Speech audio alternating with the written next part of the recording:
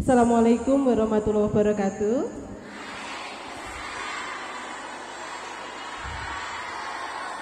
Halo. Terus?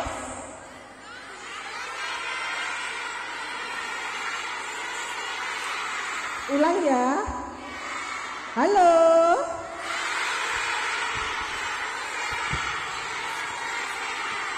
Selamat pagi. Tepuk tangan untuk kita semua. Happy ya? Oh iya. Sekarang kita mau ngobrolin, bahasanya seminar, namanya talkshow. Apa itu bahasanya? Terkait siapa takut belajar kesehatan reproduksi, mengenal dan cara menjaga kesehatan reproduksi selama di pondok pesantren An-Nukoyah. Siapa yang takut? Gak takut? Semangat ya. Oke, karena semangatnya tinggi, sekarang talkshow-nya nanti akan yang ngisi orang-orang yang luar biasa, orang-orang yang kompeten. Jadi nanti disiapkan, dicermati betul-betul. Kalau ada yang mau ditanyakan, jangan takut, karena siapa takut sudah tidak takut lagi, gitu ya. Nanti tanya ke orang-orang atau narasumber yang kompeten. Sekarang kita panggil artis kita, narasumber kita, itu ya. Narasumber kita ada 3 orang, yaitu nanti akan menyampaikan terkait tumbuh kembang remaja, kemudian terkait kesehatan reproduksi, bersih dan sehat saat menstruasi, dan terkait kekerasan berbasis gender. Untuk narasumber yang pertama, kepada Dr. Anda Psikologi Nihayatus Saada Magister Pendidikan, kami persilakan. Kasih tepuk tangan untuk Ibu Nia. Monggo dipersilahkan pinarak di atas, Bu Nia. Tepuk tangan lagi dong yang riuh. Terima kasih. Narasumber yang kedua, Kakak Ika Yuliana, ahli media kebidanan, dipersilahkan.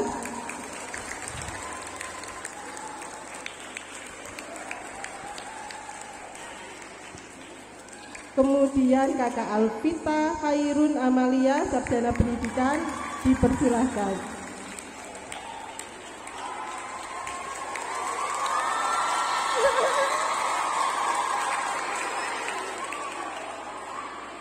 Keren-keren narasumbernya ya.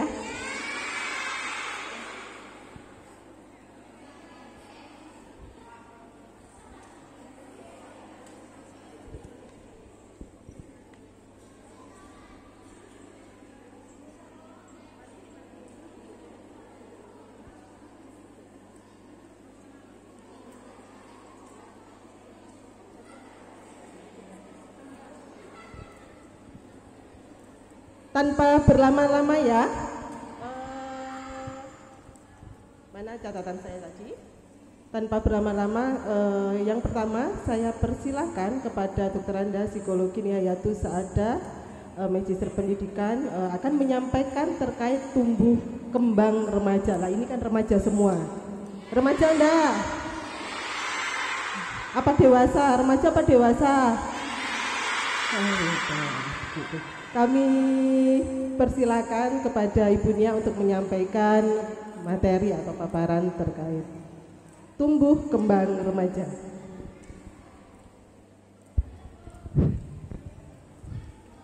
Assalamualaikum warahmatullahi wabarakatuh.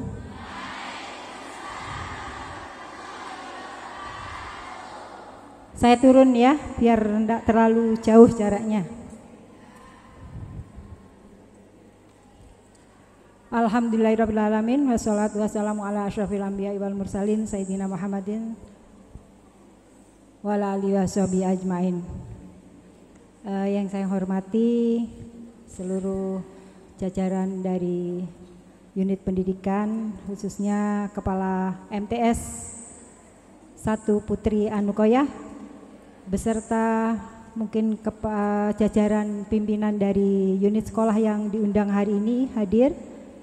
Yang saya hormati Pak Adi selaku senior ya, Pak Adi ini senior yang punya sejarah yang tadi katanya menjerumuskan, menggeret saya gitu ke PKBK ini. Anak-anak sekalian yang saya cintai, pagi ini suatu kesempatan yang sangat berharga dan sangat baik kita manfaatkan, kita belajar bersama-sama tentang kesehatan reproduksi remaja. Saya kebagian membicarakan tentang tumbuh kembang remaja. Apa itu tumbuh kembang remaja? Tumbuh itu berarti secara fisik, berkembang secara fisik, bertambah beratnya, bertambah tingginya. Kalau berkembang, fungsinya yang berkembang, bertambah kemampuannya, bertambah fungsinya dalam arti organ-organ tubuh kita, maka itu disebut kembang atau perkembangan. Nah, sekarang kita bicara tentang remaja. Jadi dalam kehidupan itu ada mulai dari bayi, mulai dari janin sampai meninggal ya. Itu namanya perkembangan manusia. Nah, sekarang kita karena berbicara tentang remaja, kita ambil masa yang pada saat ini. Kalian remaja bukan? Sekarang kita lihat, remaja itu usia berapa? Remaja itu mungkin sebelum ini Mbak, di atasnya ada. Nah, jadi masa remaja itu sebenarnya peralihan dari masa anak-anak ke masa dewasa.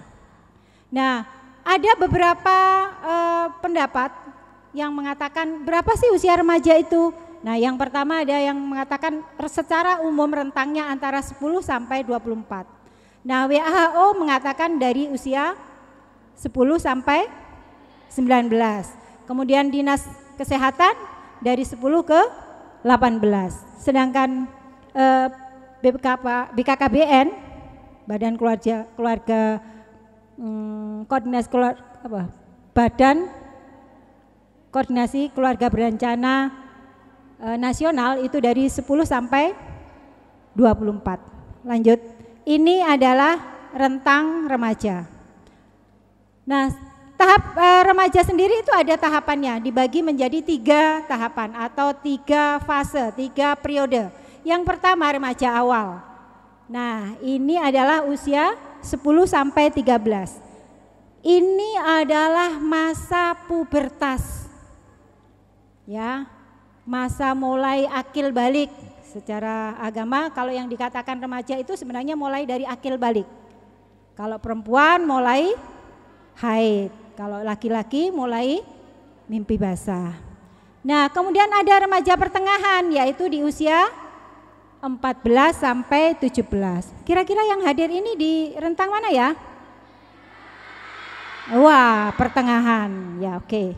Remaja akhir 18 sampai 24. Ada enggak yang remaja akhir di sini?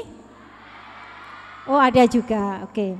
Nah, yang kita bahas kali ini karakteristik dari remaja itu kita lihat dari meliputi 5 hal tadi. Ada yang pertama adalah pertumbuhan fisik. Pertumbuhan fisik pada remaja awal itu dimulai tadi saya sebut mulai dari pubertas, masa kalau perempuan menstruasi, kalau laki-laki mimpi basah. Sebelum itu sebenarnya dimulai dengan pertumbuhan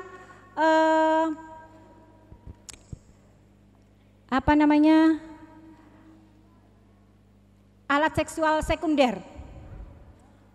Apa itu? Misalnya di payudara yang makin membesar. Terus apalagi yang perempuan? Pinggul membesar. Apalagi? Sudah abaikan ini, anggap saja tidak ada. Nanti kita bicara juga yang laki, jangan khawatir. Itu yang perempuan ya. Kemudian apalagi? Tumbuh bulu-bulu di ketiak, di pubis, ya. Itu yang perempuan. Ya.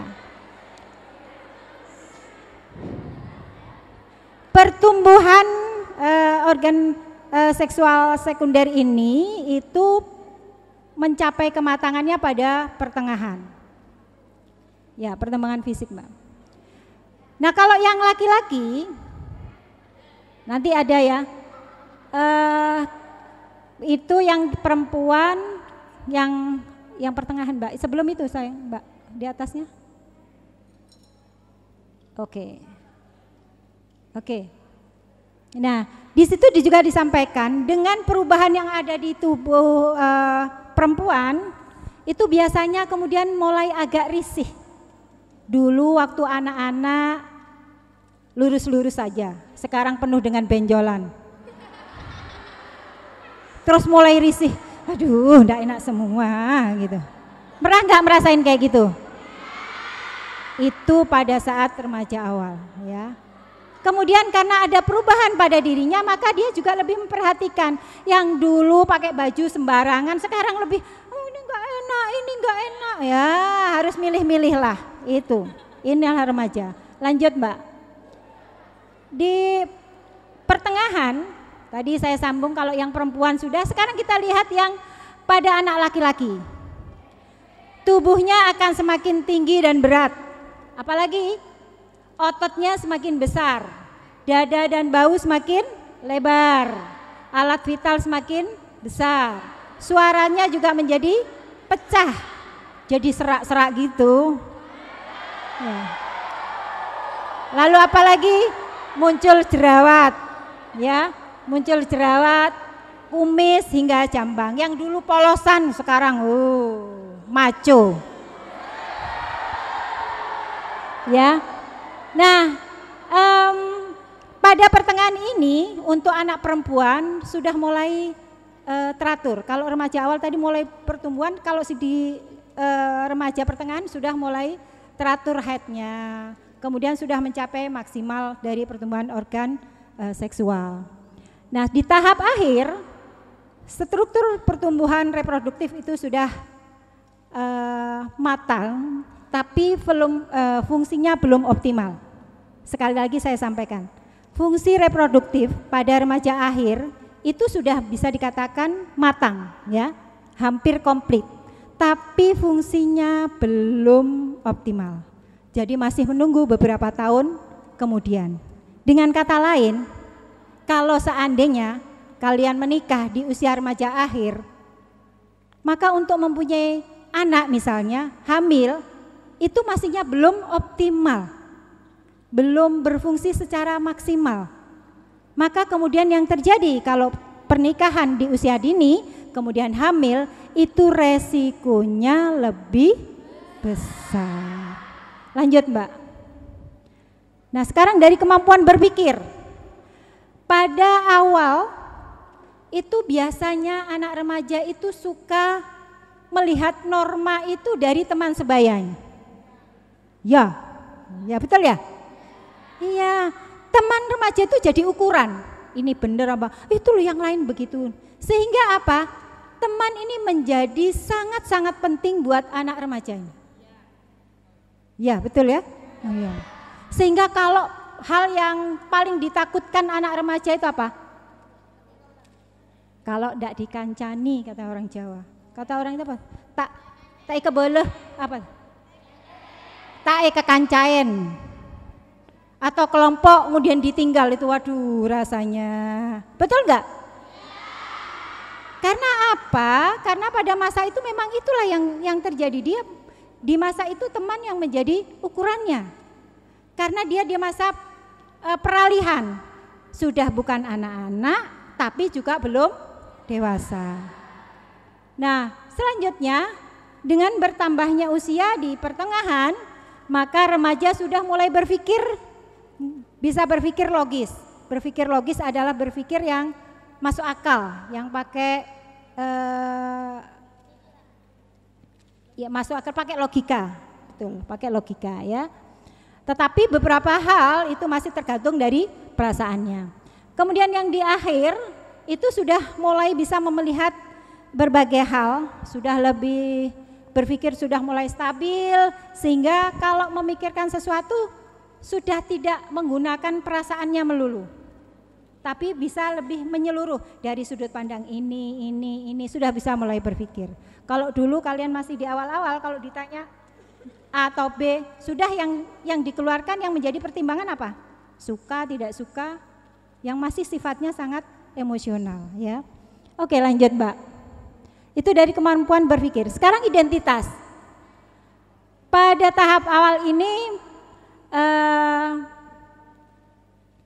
Tadi sudah saya singgung, pertemanan itu yang menjadi hal yang penting dan itu ditandai dengan penolakan dan penerimaan. Artinya bagaimana?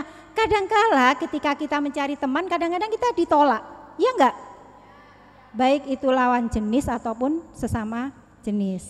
Maksudnya temannya, ya temannya gitu loh. Berteman itu dalam kelompok itu kadang-kadang kita ditolak. Kalau biasanya berteman kita tidak dikehendaki oleh kelompok, biasanya diapain? Dijauhi ya, tiba-tiba dijauhi aja, enggak diajak. Yang lain pergi ke kantin, dia enggak diajak, ditinggal. Nah ini berarti ada tanda-tanda penolakan. Ini biasanya luar biasa buat anak yang kurang percaya diri ya. Kemudian mencoba berbagai peran, mengubah citra diri, kecintaan pada diri sendiri itu juga semakin besar. Sehingga apa?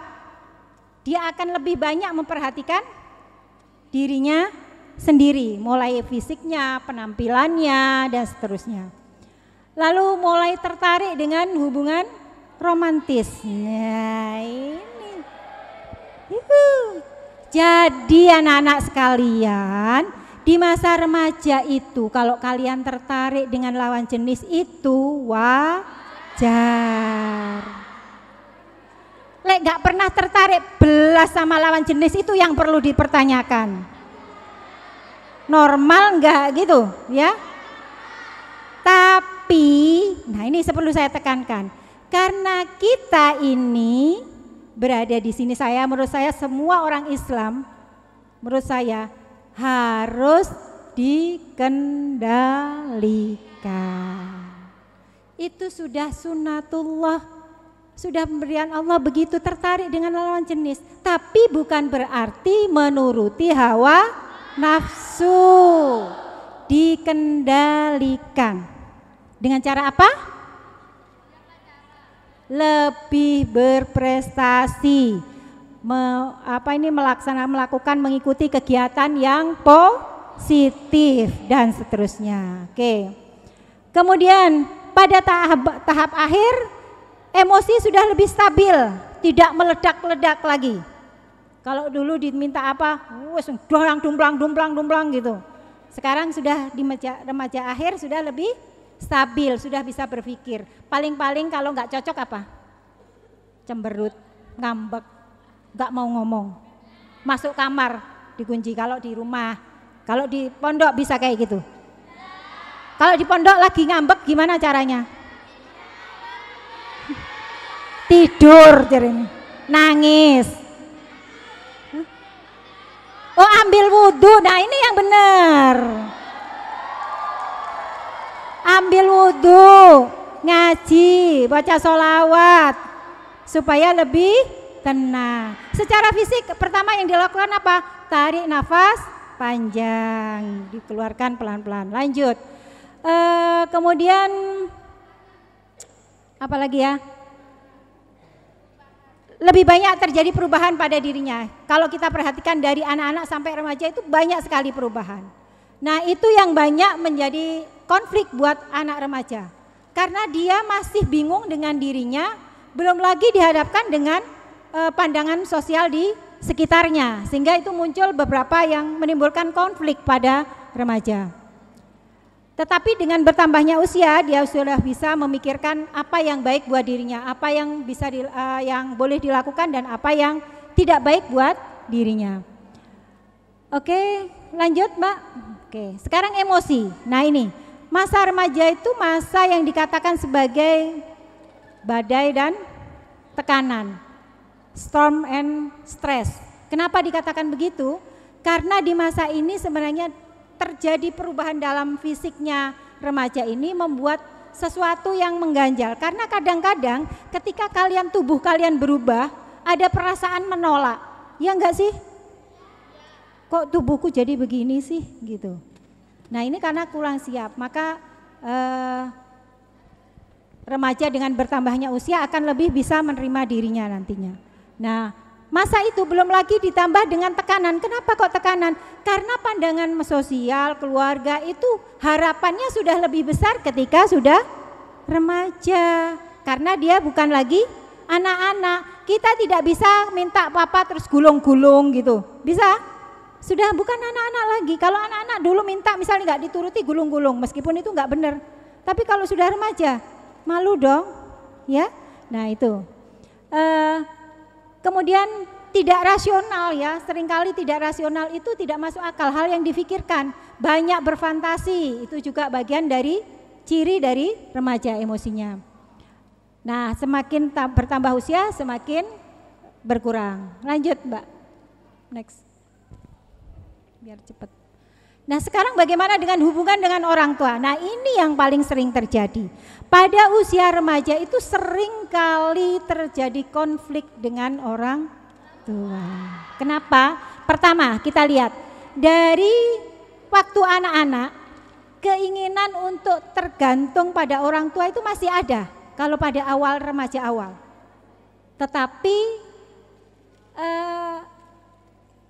dia sudah mulai risih selalu dekat dengan ada konflik, di satu sisi belum pengen pisah, tapi di sisi lain dia masih tergantung. Itu pada masa awal remaja. Nah, dengan bertambahnya usia semakin berkurang, sehingga kalau di awal-awal remaja itu kontrol orang tua itu tidak seberapa. Buat kalian disuruh sana masih mau, tapi semakin remaja kalau disuruh atau dikontrol oleh orang tua itu biasanya yang terjadi apa? Marah, paling mesti banyak membantah apa kata orang tua, banyak menolak. Karena apa?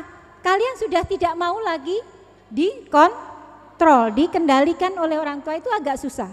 Itu sesuai dengan jiwanya. Tetapi sekali lagi, apakah itu bisa dikendalikan? Bisa.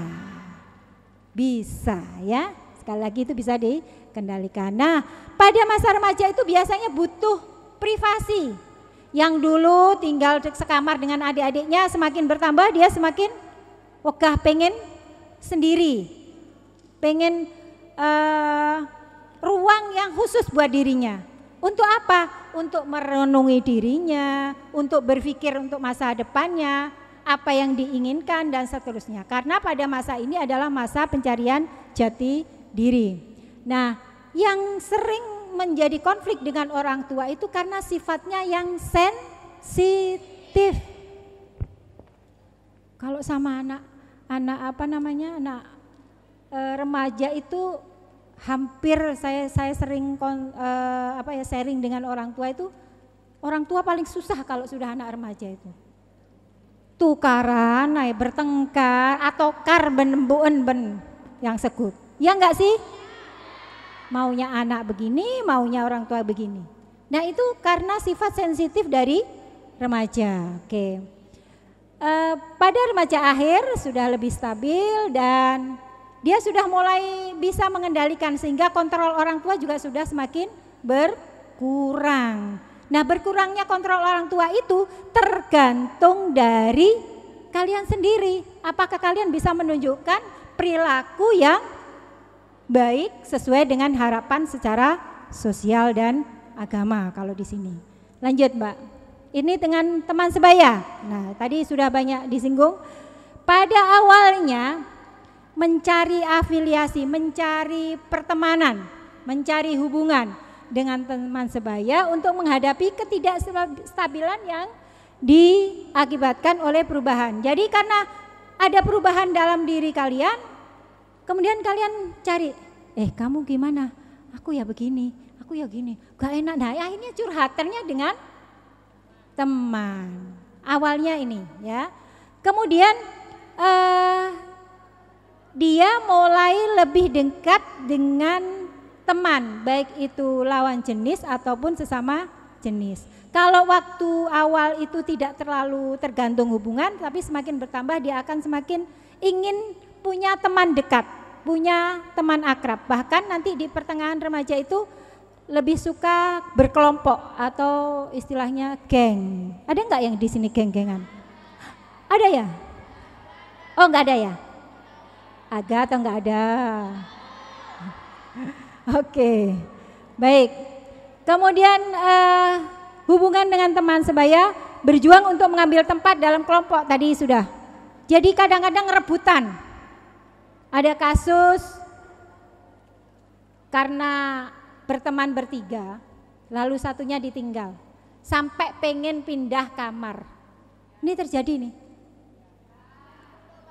Nah, pondok banyak ya? Ya ini remaja. Karena sangat berartinya teman. Menurut kalian kayak gitu bagus nggak sih? Harusnya bagaimana? Saling menemani, saling menghargai, saling mengerti ya. Oke. Lebih senang menghabiskan waktu di tengah teman daripada dengan orang tua. Enggak sih? Ya. Begitu semangatnya jawab iya. Kemudian di tahap akhir kelompok sebaya mulai berkurang dalam hal kepentingan pertemanan ya. Tapi mereka mulai menguji hubungan yang lebih serius. Ini terutama di usia kalau remaja akhir sudah 20, kalau sampai 24 itu sudah mulai berpikir ke hubungan yang lebih permanen. Mulai berpikir bekalan. Sekarang enggak usah ya, enggak usah bekalan dulu. Oke, lanjut, Mbak.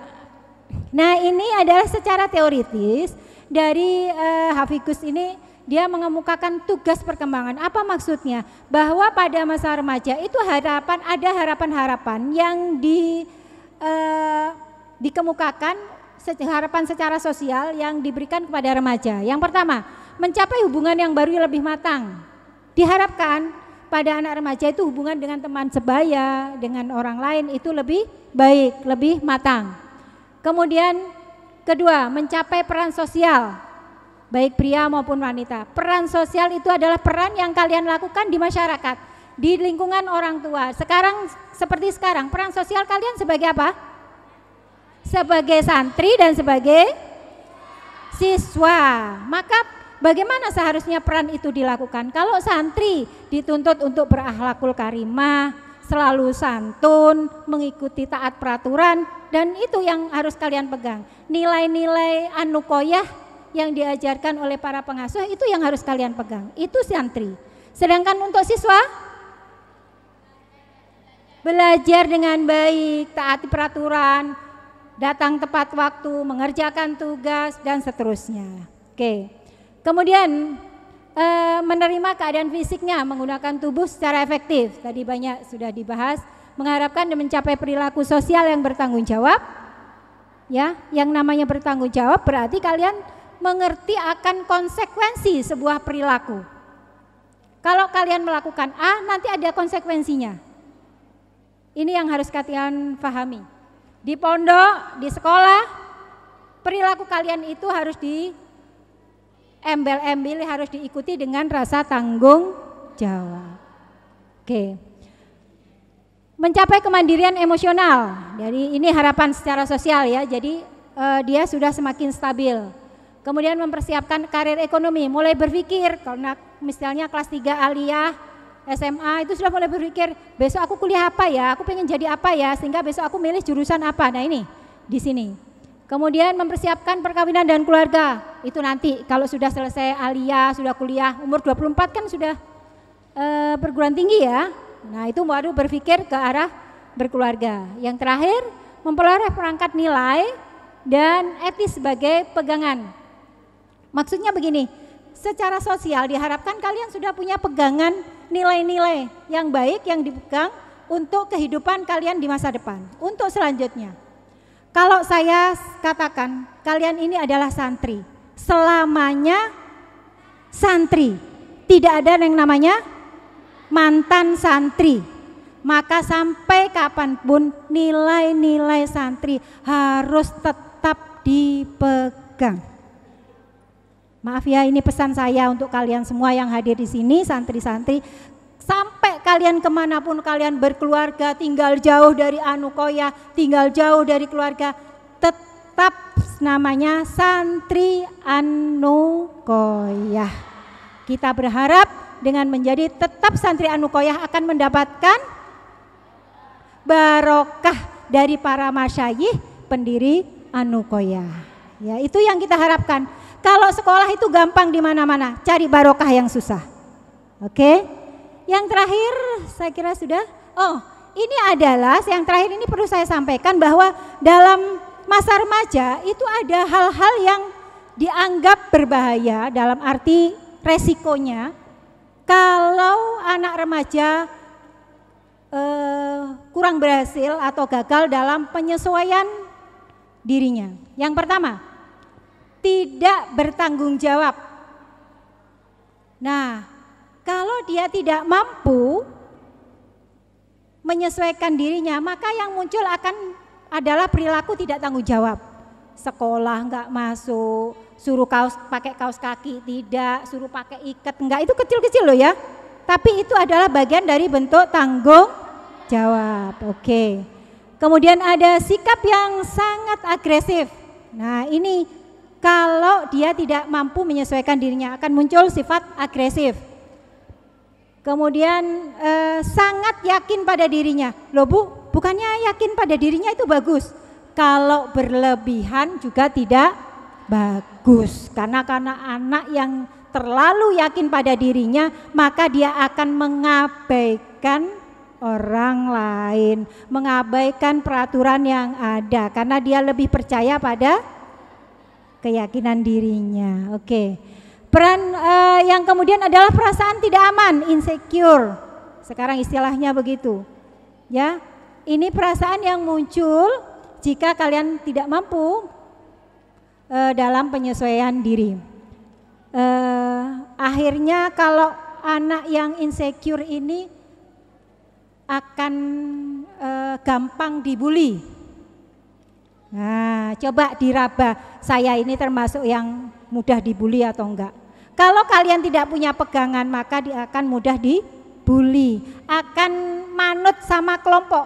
Pokoknya gimana caranya saya bisa masuk kelompok, meskipun saya disuruh-suruh terus enggak apa-apa. Yang penting saya diakui kelompok. Ada nggak yang begitu? Nah, itu sudah perasaan insecure itu.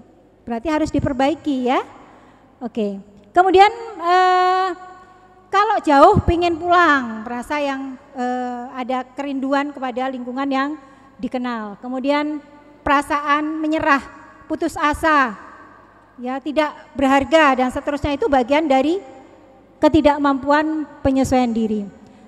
Terlalu banyak berhayal itu juga tidak bagus, ya. Itu berarti adalah ketidakmampuan dia menyesuaikan antara realitas dengan harapan. Kemudian mundur ke tingkat perilaku yang sebelumnya. Maksudnya begini, kalau sebelumnya sudah bagus perilakunya, misalnya dia sudah lebih stabil gitu, terus sudah nggak manja-manja lagi, kemudian dia karena merasa aku kok nggak dapat perhatian, lalu dia bermanja-manja lagi, sikapnya dimanja-manjain lagi, supaya dapat apa? Perhatian. Itu termasuk remaja yang tidak mampu menyesuaikan diri. Oke, terakhir menggunakan mekanisme pembelaan. Begini maksudnya. Jadi ketika kalian disalahkan, kalian misalnya datang terlambat sekolah, kemudian kalian, kenapa kamu terlambat? Bu, tadi itu tuh loh, ada yang masuk kamar mandi luar Bu. Penuh dengan alasan macam-macam. Itu yang namanya rasionalisasi, pembelaan ego. Nah, itu namanya kalau termasuk dari remaja yang kurang mampu menyesuaikan diri. Seharusnya bagaimana kalau kalian terlambat? Ya harus mengakui bahwa itu kelalaian sendiri. Kalau tidak ingin antri berarti harus lebih awal. Baik, saya kira itu yang terakhir. Supaya nggak panjang nanti kita banyak berbicara tanya jawab. Yang terakhir, bagaimanakah seharusnya menjadi remaja di pesantren, khususnya di Anukoya? Harusnya bagaimana? Santri yang memahami akan perubahan tubuhnya, dirinya, memahami apa maksudnya, apa maunya, tetap dengan berpegang pada syariat Islam, tetap berpegang pada peraturan yang berlaku di pesantren, terutama yang masalah HP. Sekarang puasa dulu HP-nya, nanti kalau sudah saatnya silahkan menikmati. Baik, itu yang perlu saya sampaikan, nanti disambung dengan yang lain. Kurang lebihnya mohon maaf. Wassalamualaikum warahmatullahi wabarakatuh. Waalaikumsalam warahmatullahi wabarakatuh. Terima kasih Bu Nia yang sudah menyampaikan materi terkait tumbuh kembang remaja yang sangat luar biasa. Disiapkan pertanyaannya ya. Ini kan ada berapa kelompok ini? 1, 2, 3, 4 ya, benar nggak? 1, 2, 3, 4. Disiapkan masing-masing per kelompok untuk nanti tanya terkait materi yang sudah disampaikan oleh Bu Nia. Selanjutnya materi yang akan disampaikan oleh Kakak Ika. Siap-siap Kakak Ika. Jadi ini langsung saja, nanti terakhir baru kita tanya jawab ya, biar lebih jenak dalam menyimak materi. Yaitu kesehatan reproduksi, tetap bersih dan sehat saat menstruasi. Silakan Kakak Ika untuk menyampaikan materi. Baik, terima kasih. Ya ini benar PPT-nya. Halo, selamat pagi semuanya. Ini pagi apa siang? Kok dijawab? Wis ngantuk ta? Sama aku juga ngantuk. Ya ngantuk ya, panas ya, bosen ya nggak sih? Ya sama saya juga. Jadi nggak perlu lama-lama ya kita nanti ngobrolnya ya. Tapi gini, tapi saya nggak suka cerita banyak. Tapi kalau misalnya teman-teman nanti nanya, saya jawab. Kalau nggak ada yang nanya, saya anggap semuanya udah pinter. Gitu aja kali ya. Setuju? Oke. Jadi saya hari ini dimandatin untuk memberikan sharing ilmu tentang bagaimana sih kita berperilaku tetap bersih dan sehat saat kita menstruasi. Ya. Baik, next, minta tolong Kak. Ya. Nah, menstruasi merupakan pertanda bahwa kita memasuki usia reproduktif, ya. Tapi ada usia reproduktif itu sendiri ada ketentuan-ketentuan di mana kita dalam masa aman untuk bereproduktif. Bukan berarti usia teman-teman kalau menstruasi pertama kali menstruasi usia berapa? SMP udah mens? SD udah mens. Nah, SD udah menstruasi. Berarti umur 9 tahun. Tapi umur 9 tahun bukan berarti teman-teman merasa aman untuk proses reproduksi, gitu ya. Tetap ada masa amannya untuk seorang wanita itu melakukan untuk bereproduktif, gitu. Usia reproduktif paling aman adalah kalau dari sisi medis ya, paling rendah itu di atas berapa? 14. Ada lagi? Berapa? 19. Ada lagi kah?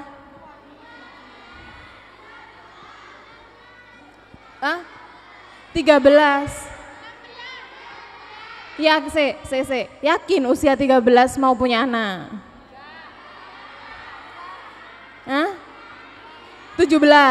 17 yakin mau punya anak bisa? 20, oke. Jadi dalam undang-undang perkawinan kita itu sekarang yang terbaru, usia perkawinan itu sudah dinaikkan dari 16 tahun jadi 19 tahun. 19 tahun usia perkawinan itu sudah dianggap sah, aman begitu ya dari sisi reproduktif juga. Gitu. Kalau usia tadi ada yang bilang usia 16 yakin mau punya anak. Dari punya anak itu nggak hanya hamil aja terus melahirkan udah selesai. Tapi mikir ya betul. Namanya kakak siapa? Tea, ya. Kakak Tea bener. Kakak Tea bilang kita harus siap nggak hanya dari selesai melahirkan udah selesai, tapi ngasuhnya nanti setelahnya itu juga harus dipikirkan.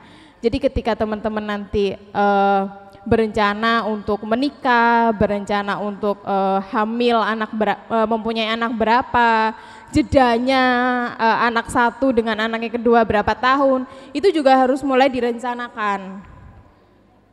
Jadi ketika teman-teman punya anak tuh udah siap gitu loh.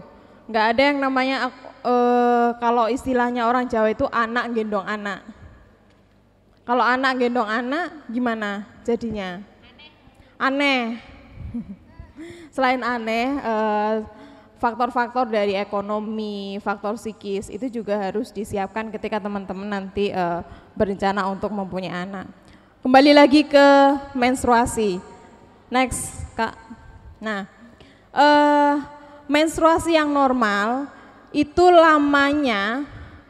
lama siklusnya atau lama hari menstruasinya itu biasanya 3 sampai 7 hari.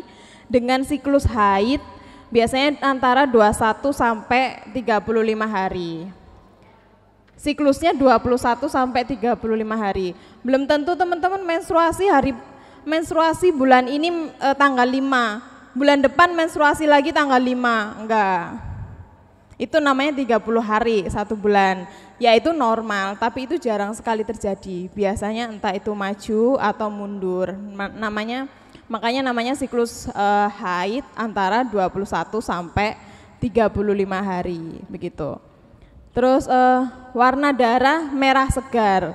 Kalau misalnya hari pertama itu masih kayak ngeflek, coklat, itu nggak masalah. Biasanya itu akan terjadi di hari pertama sampai hari ketiga atau hari kedua, nanti setelahnya baru darah merah segar. Gimana Kak? Gimana kok gini-gini? Nggak apa-apa?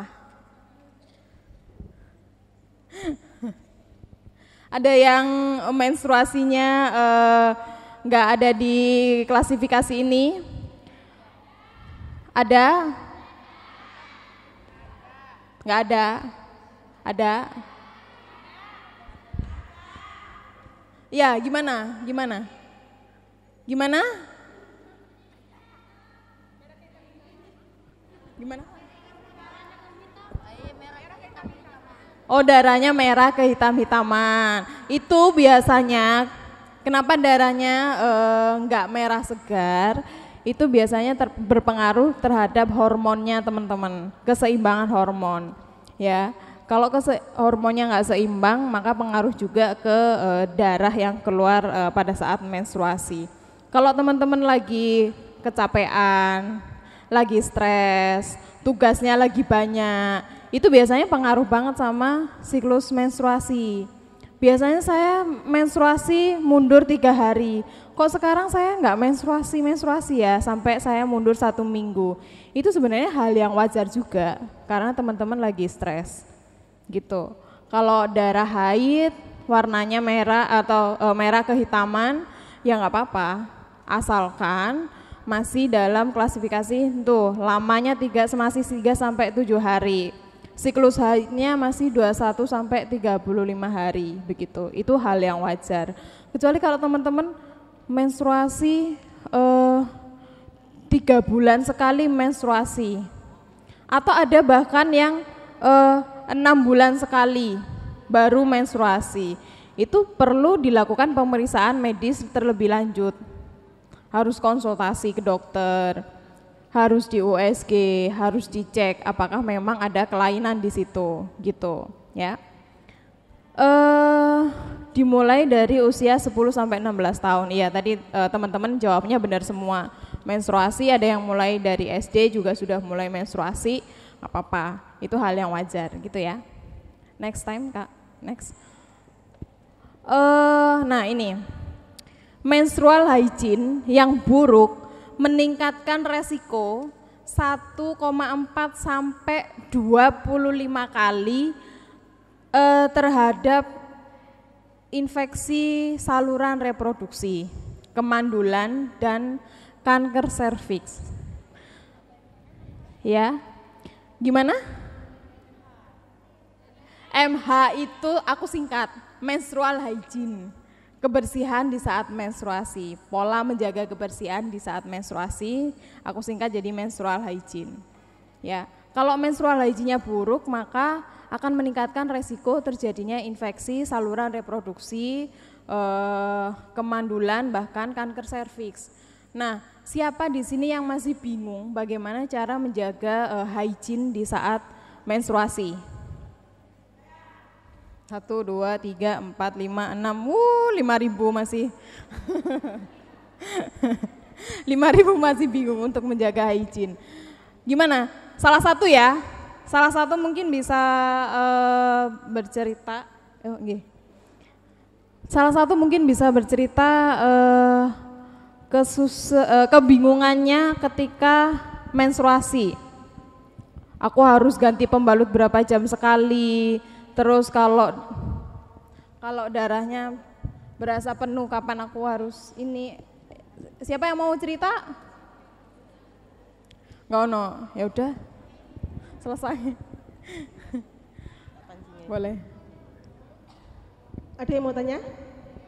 Siapa? Oh, enggak ada. Enggak ada. Yang 5.000 tadi itu kayak ganti pembalut itu berapa jam sekali? Oh, ada. 3 jam. Berapa jam? Kalau di sekolah, kalau di pondok pesantren kan waktu belajar saking sibuk. Biasanya kalau di sekolah ganti pembalut berapa kali? Atau jangan gak sempet? Kadang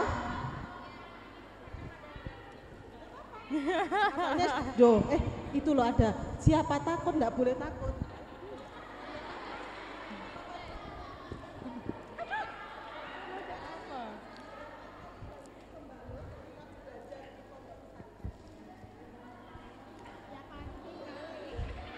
Jadi gimana Kakak Tea?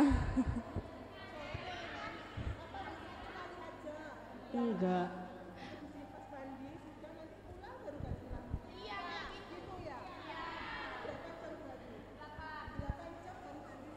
Enggak. Kadang ada yang kalau mau buang air kencing itu ada yang ganti. Iya. Iya, kalau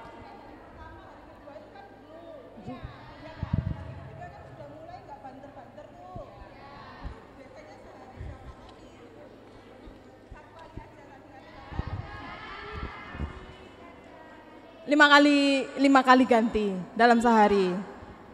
Itu pembalut apa panty liner? Ya, silakan Kak Ika, gimana Kak, itu dibilang sehat atau tidak sebenarnya? Kalau misalkan pas sekolah hanya sekali aja ganti pembalutnya nggak ganti-ganti, gimana Kak Ika? Ya, jadi terima kasih Kak Luki.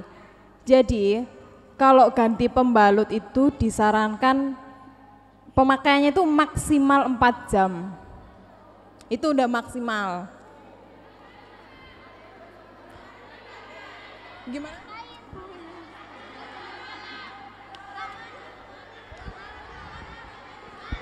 Salah satu ojo rame-rame. Aku bingung. Kalau pakai kain gimana? Jadi itu dulu dijawab tadi 4 jam sekali ya Kak. Kalau misalkan nggak pakai yang pembalut itu tapi pakai kain gitu ya? Ya itu gimana Kak? Sama, kalau pakai kain juga sama, 4 jam sekali ganti. Pembalut sama kain itu sama, cuma bahannya aja yang beda. Tapi kan isinya sama, darah kotor. Ya kan? Nah kalau malam gimana? Kalau malam tuh sebenarnya pengeluaran darah haid di saat malam itu tidak sebanyak ketika kita aktivitas. Ya kan? Tidak sebanyak kita aktivitas. Jadi kalau malam nggak apa-apa, aman. Jadi paling enggak teman-teman jam 10 atau jam 9 waktunya teman-teman tidur, terus bangun lagi jam 4 pagi, nah itu baru ganti, apa-apa. Tapi kalau siang itu kan ketika di dalam pembalut itu ada darah menstruasi, terus teman-teman beraktivitas, akhirnya campur dengan keringat, lembab, posisi vagina kita, miswi kita lagi lembab, itu akan lebih memperbesar resiko terjadinya atau munculnya atau timbulnya jamur di area kemaluan. Kadang kenapa kok aku kerasa gatel di area selangkangan, di area kemaluan. Nah itu coba dievaluasi lagi, dilihat lagi, oh mungkin kemarin saat aku menstruasi, aku waktunya ganti pembalut, aku nggak ganti, aktivitasnya banyak, akhirnya darah kotor campur dengan keringat, itu yang menyebabkan gatal. Itu. Atau kalau misalnya teman-teman nggak lagi menstruasi, lagi aktivitas biasa aja sebenarnya, kok aku keputihan banyak banget ya, terus gatal. Nah itu juga perlu dievaluasi. Apakah teman-teman ketika celana dalam terasa lembab, terasa basah, atau habis kencing nggak dilap dulu, itu kan bisa pengaruh juga ke timbulnya bakteri atau jamur di area vagina, di area kemaluan begitu. Jadi memang untuk menjaga kebersihan vagina kita, yang pertama kita harus menjaga pola aktivitas sebenarnya. Jadi kalau misalnya pola aktivitasnya kita banyak, berarti istirahatnya agak ditambah. Kalau stresnya banyak, berarti adakan paling enggak 5 menit gitu teman-teman merilekskan pikiran. Kalau saya biasanya meditasi, nggak tahu kalau teman-teman di sini apa biasanya. Entah itu aktivitas mengaji atau kajian kitab. Nah, itu juga bisa. Yang penting ketika teman-teman stres, di situ ada diambil sedikit waktu dalam 1 hari untuk merilekskan pikiran. Itu salah satu cara untuk menyeimbangkan hormon. Yang kedua, ketika banyak aktivitas atau terasa celana dalam itu lembab, basah, habis dari kamar mandi, habis dari toilet, habis kencing, terus habis itu lap dulu lah, paling enggak keringkan dulu pakai tisu, baru pakai celana dalam. Kalau enggak gitu, sedia celana dalam juga di dalam tas. Untuk apa? Untuk ganti di saat aktivitas siang hari. Karena siang hari itu panas, keringetan. Kalau misal rawan sekali area vagina kita itu, area miswi kita itu rawan sekali lembab, berkeringat. Ini aja keringetan di sini, apalagi yang di bawah. Gitu ya. Nggak apa-apa, saya permisi agak vulgar ngomongnya, tapi kita memang ngomong kesehatan reproduksi ya nggak perlu kita tutup-tutupi banget. Karena kalau ditutup-tutupi gimana kita ngasih informasinya ke teman-teman gitu ya. Oke. Nah, ini berdasarkan jurnal yang saya baca, bahwa 54,5% remaja putri itu berperilaku menstrual hygiene-nya masih buruk. Ya tadi yang teman-teman masih bingung, saya menstruasi, saya ganti pembalut, saya pakai pembalut pagi, nanti baru mandi sore saya ganti. Nah itu keliru, ya. Terus kalau misalnya bahan pembalut itu sebenarnya juga pengaruh, tapi setiap orang kan berbeda. Ada yang dengan pembalut A saya cocok, dengan pembalut B saya cocok. Yang penting gantinya aja. Gantinya paling enggak 4 jam, maksimal 4 jam teman-teman ganti pembalut. Itu ya. Next Kak. Nah ini tadi yang saya jelaskan di awal, bagaimana sih hygiene saat menstruasi itu. Jadi pembalut tidak boleh dipakai lebih dari 4 jam. Mengganti celana dalam ketika merasa lembab, menggunakan sabun kewanitaan maksimal seminggu 2-3 kali dalam seminggu. Saya rasa kalau teman-teman di sini masih belum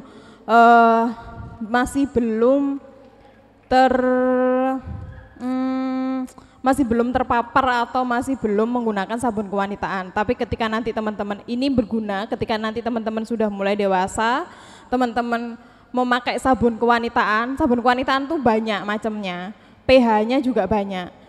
Carilah nanti meskipun mereknya A, B, C, yang penting nanti ketika teman-teman menggunakan sabun kewanitaan jangan sampai dipakai setiap hari, apalagi setiap kali mandi. Kenapa? Karena di dalam vagina kita itu ada bakteri positif dan negatif. Kalau sabun kewanitaan itu dipakai setiap hari, setiap pagi sama sore, maka bakteri positif yang berguna di dalam vagina kita itu juga akan mati. Kan posisi vagina kita itu nggak boleh kering sama sekali, kering-kering tuh nggak boleh. Jadi masih ada lembab. Tapi di situ masih ada peran bakteri positif yang menyeimbangkan pH di dalamnya. Kalau sampai dipakein sabun kewanitaan ya, pagi pakai, sore pakai, otomatis kering. Kita aja yang pakai sabun cuci tangan setiap kali setelah aktivitas, kering nggak rasanya tangannya? Kering kan? Sama, vagina juga gitu. Ya. Jadi cukup kalau misalnya nanti teman-teman udah dewasa, pakai sabun kewanitaan cukup seminggu 2 sampai 3 kali aja. Itu sudah mentong. Ya. Next. Loh, kok wis mari? Jadi sekali lagi pengetahuan kita itu enggak selesai di sini aja. Pasti teman-teman nanti akan mencari informasi, mencari pengetahuan, entah itu lewat Google atau itu baca buku. Yang jelas kalau misalnya teman-teman lihat informasi dari sosial media, lihat-lihat dari Google, lihat sumbernya. Jangan langsung dipercaya. Kalau bisa cari perbandingan. Kalau misalnya teman-teman ada yang mau ditanyakan, saya kok begini ya, saya harus apa? Jangan hanya satu sumber, kalau bisa 2 sumber untuk perbandingan. Mana yang lebih baik, mana yang lebih masuk akal, seperti itu. Pengetahuan kita yang cukup juga bisa mempengaruhi kualitas kesehatan reproduksi kita. Gitu ya. Itu aja dari saya ya. Nanti kalau ada pertanyaan lewat Mbak Luki aja ya. Oke, makasih. Kembali kasih. Lama enggak? Enggak. Terima kasih Kak Ika. Jadi nanti mungkin ada hubungannya dengan Bu Nia terkait kesehatan reproduksi. Karena bukan kadangkala, pengetahuan itu sudah didapat, benar tidak? Ini pengetahuan kan? Tapi kemudian menyepelekan. Kan tidak sakit, kan belum sakit. Kan aku kemarin melakukan itu enggak apa-apa. Jadi aku akan mengulangi lagi. Begitu ya, karena belum kejadian sakit. Akhirnya perilaku-perilaku yang dianggap tidak sehat, salah satunya tidak mengganti pembalut begitu, itu akan dilakukan kembali karena belum kejadian sakit. Supaya sedia payung sebelum hujan. Lebih baik sekarang mulai merubah perilaku kita yang dianggap tidak bersih atau tidak sehat itu tadi untuk jangka panjang. Karena apa? Orang sakit itu tidak enak. Tadi kalau Mbak Ika sudah menyampaikan mungkin terkait kanker serviks begitu ya, dan penyakit kelamin yang lain, gatal dan sebagainya, itu sangat tidak membuat nyaman dan tidak enak begitu ya. Nanti ini hubungannya dengan Bu Nia. Lanjut biar tidak berlama-lama, Kak Alvita akan menjelaskan terkait kekerasan berbasis gender. Jadi minta tolong kawan-kawan disimak betul ya. Tadi sudah ada tanggung jawab, masing-masing satu kelompok akan menanyakan kepada narasumber kepada Kak Alvita, dipersilahkan. Terima kasih Mbak Luki. Sama-sama. Ya, selamat siang adik-adik semua. Masih semangat? Kenapa? Oke, terima kasih, kamu juga cantik. Iya. Ya, adik-adik semua, hari ini kita akan diskusi ya mengenai yang namanya kekerasan berbasis gender. Apa itu kekerasan berbasis gender? Ada yang tahu? Angkat tangan yang tahu. Apa? Iya. Apa? Mau tahu? Oke, kalau mau tahu disimak ya. Jadi next Mbak. Oke. Sebelum kita menuju ke bagaimana apa itu kekerasan berbasis gender, kita perlu terlebih dahulu mengetahui apa itu seks dan apa itu gender. Nah, ada yang tahu seks itu apa? Nah, kalau seks di sini ini berbeda ya teman-teman, seks dengan perilaku seks. Jadi jangan disamaartikan seks ini dengan hubungan seksual, itu sangat berbeda sekali. Kalau seks di sini adalah next Mbak. Ya, seks adalah jenis kelamin. Nah, seks itu jenis kelamin yang sifatnya ini tidak bisa dipertukarkan atau kodrati. Disclaimer terlebih dahulu sebelumnya bahwa di sini nantinya kita akan berbicara mengenai hal-hal yang tabu dengan kata-kata yang kita sering anggap itu gak enak buat didengar, tapi memang itu adalah bahasa ilmiah agar kita mudah memahaminya. Ya, jadi nantinya kita juga akan membicarakan tentang vagina, tentang penis kayak gitu. Nah, hal itu perlu kalian dengar karena memang ini bahasa ilmiah. Nah, pikirannya ini jadi yang dijaga, oke. Jadi seks tadi yakni adalah jenis kelamin yang tidak bisa dipertukarkan. Kalau yang perempuan ini memiliki vagina, laki-laki memiliki penis. Nah, perempuan ini yang memiliki rahim, laki-laki punya rahim atau tidak? Tidak. Nah, seperti itu, tidak bisa dipertukarkan. Nah, kalau gender adalah merupakan konstruk sosial yang dilekatkan oleh masyarakat kita yang ini berasal dari banyak hal, teman-teman. Bisa dari budaya, agama, lalu ekonomi, seperti itu, pendidikan, itu namanya gender. Dan ini gender ini bisa dipertukarkan. Contohnya gender, laki-laki selama ini dianggap sebagai seorang pemimpin. Laki-laki itu harus tegas. Laki-laki itu harus kuat, nggak oleh cengeng, nggak boleh nangisan. Laki-laki itu seperti itu. Laki-laki itu harus berwibawa. Nah, sedangkan perempuan selama ini dikonstruksikan sebagai perempuan itu harus suaranya harus lirih, perempuan itu harus lemah lembut, perempuan itu harus apalagi?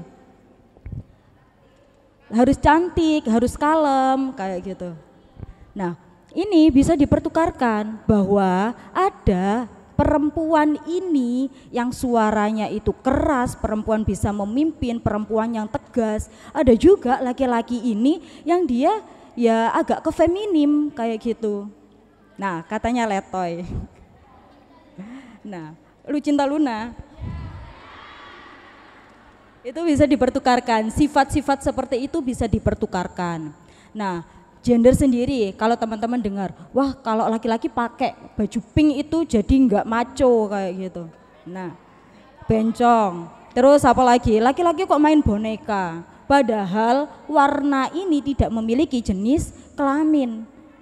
Laki-laki pakai pink yang ganteng-ganteng aja. Perempuan pakai hitam ya cantik kayak gitu. Nah, lanjut Mbak. Nah, ini seks tadi yang sudah saya jelaskan. Jadi seks ini bersifat kodrati, tidak bisa dipertukarkan. Next. Nah, lanjut mengenai kekerasan seksual.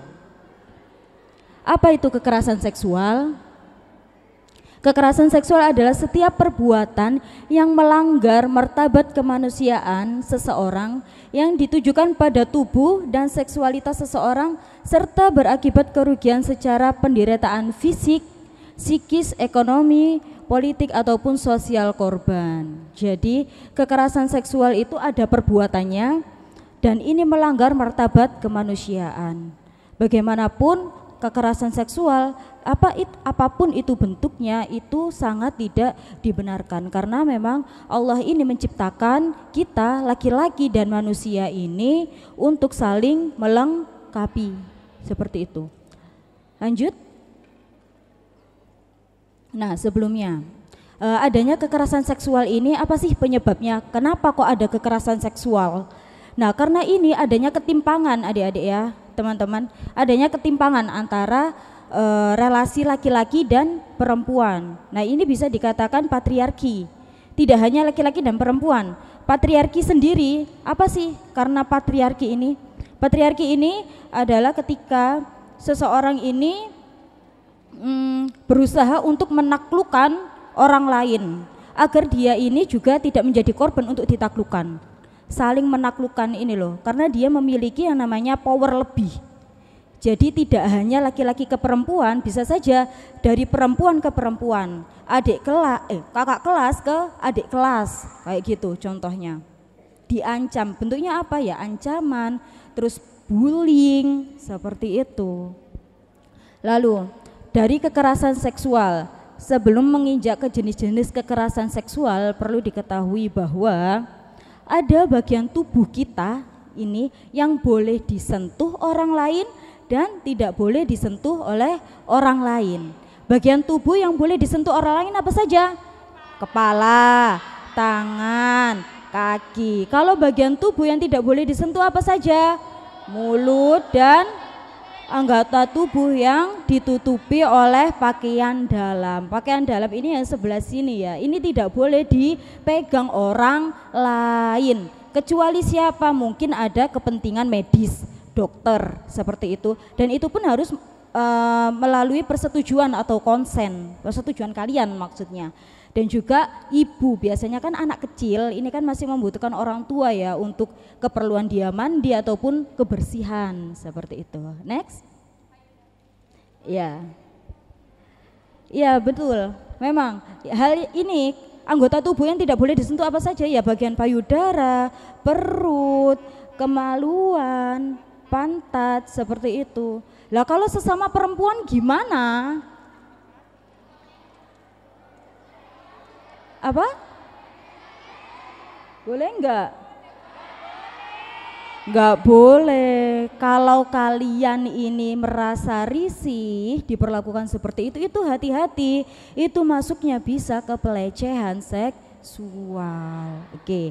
Nah, kita ini balik nih ke sini. 15 jenis kekerasan seksual. Ada banyak sekali bentuk-bentuk kekerasan seksual. Ada perkosaan, ada intimidasi seksual termasuk ancaman. Nah, yang saya katakan tadi, ancaman, ada ancamannya di situ.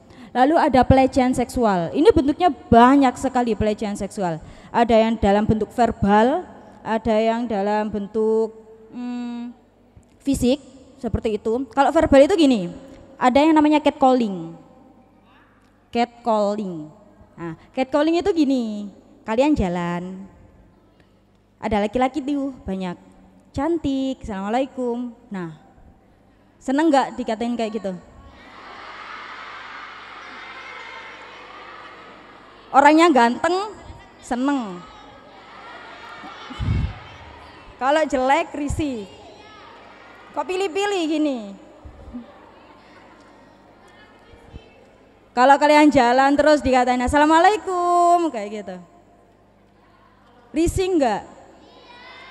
Itu termasuk dalam pelecehan seksual dalam bentuk verbal kayak gitu. Itu pelecehan seksual, jangan suka kalau kayak dikatain kayak gitu. Itu termasuk pelecehan seksual. Lanjut, ada eksploitasi seksual. Ada perdagangan perempuan untuk tujuan seksual, prostitusi paksa, perbudakan seksual, pemaksaan perkawinan. Nah, di sini perlu digarisbawahi, pemaksaan perkawinan ini juga termasuk ke dalam kekerasan seksual. Lalu ada pemaksaan aborsi, pemaksaan kehamilan, pemaksaan kontrasepsi, penyiksaan seksual, penghukuman tidak manusiawi dan bernuansa seksual, praktik tradisi bernuansa seksual dan kontrol seksual di situ. Next. Nah, bentuk kekerasan seksual yang masih ada sampai sekarang dan ini banyak sekali terjadi ya teman-teman. Nah, ini ada komentar atau lelucon seksual tentang tubuh seseorang. Body shaming kayak gitu. Kadang gitu ada yang bilang ya, ada yang bulat tapi bukan tekad kayak gitu. Hati-hati itu. Biasanya ya yang laki-laki juga itu hati-hati kalau seperti itu. Nah, kalian juga harus tegas ketika ada orang yang seperti itu, jangan diam saja. Kalau kalian diam saja, mereka ini yang mengatakan hal yang seperti itu, mereka malah merasa senang. Kayak gitu. Jadi kalau ada orang yang seperti itu, tanya. Jangan takut, maksudmu apa? Asik. Saya selalu seperti itu ya, kalau itu adalah teman saya. Ya, lanjut ya. Kalau ada yang seperti itu jangan diam saja, tanyain maksudnya apa, seperti itu.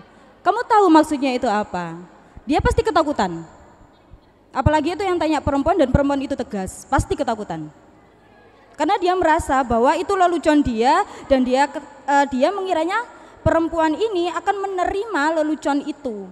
Padahal itu termasuk dalam pelecehan seksual. Kayak gitu. Jadi tanya, jangan takut, maksudnya itu apa? Kamu tahu maksudmu apa? Kalau saya biasanya, kalau yang mengatakan itu adalah teman saya langsung bilang, saya nggak suka kamu ngomong kayak gitu. Dan itu termasuk pelecehan seksual. Jangan kamu ulangi lagi, kalau kamu ulangi lagi, langsung saya tampar. Itu biasanya kalau teman saya. Jadi ketika membicarakan hal ini ya, ini tidak hanya kita membicarakan kepada perempuan, tapi lelaki pun itu juga harus paham terkait ini. Lelaki juga harus paham terkait yang namanya kekerasan seksual dan pelecehan seksual, seperti itu. Jadi hal yang seperti itu merupakan iktikat ya, merupakan bentuk saya mengedukasi teman-teman saya, itu seperti itu, teman-teman laki-laki. Lalu memberikan siulan pada orang lain di depan umum. Nah, biasanya jalan nih terus disiulin. Siwit kan saya nggak bisa ini kayak gini. Ya, kayak gitu. Itu termasuk pelecehan seksual. Dan juga wing, kedipan mata yang bernuansa seksual. Nah, itu. Lalu ajakan berhubungan intim atau tindakan seksual lainnya itu sudah jelas menyebarkan rumor tentang aktivitas seksual dengan orang lain. Nah, ini menyebarkan rumor termasuk ke dalam fitnah ya. Lalu menyentuh diri sendiri secara seksual di depan orang lain. Ini termasuk kalau istilahnya itu eksib. Ada sedikit bercerita ya di sini. Saya kuliahnya kan di Surabaya, di UIN. Dan saya merupakan muridnya Bunia. Ya, jadi di situ ada gang di sampingnya Uwinsa, di situ waktu malam itu ada laki-laki sebelum maghrib lah waktu itu, karena memang liburan dan hanya anak-anak yang organisasi saja waktu itu yang lewat di situ malam hampir maghrib. Laki-laki ini udah agak tua, dia berdiri di ujung gang. Ketika ada anak mahasiswi yang lewat, dia mengeluarkan penisnya. Itu termasuk eksib. Itu termasuk eksib dan pelecehan seksual. Kebanyakan mereka takut yang lewat situ. Kalau sekarang sudah nggak ada. Karena ada banyak beberapa anak yang udah berani ngelawan. Banyak ya cara-cara melawan kayak gitu. Bisa kamu teriakin, bisa kalian teriakin, bisa menghina. Nah, kalau menghina kan nggak boleh ya biasanya ya. Kalau dalam hal ini itu merupakan satu alat ketika kalian menghadapi atau kalian menerima perlakuan kekerasan seksual ataupun pelecehan seksual. Kayak gitu, dihina. Tesane cilik ae kok. Kayak gitu. Nah, itu langsung mengkerut itu. Apa sih? Maksudmu apa nang kene wis tuwa ae kok gitu. Kayak gitu.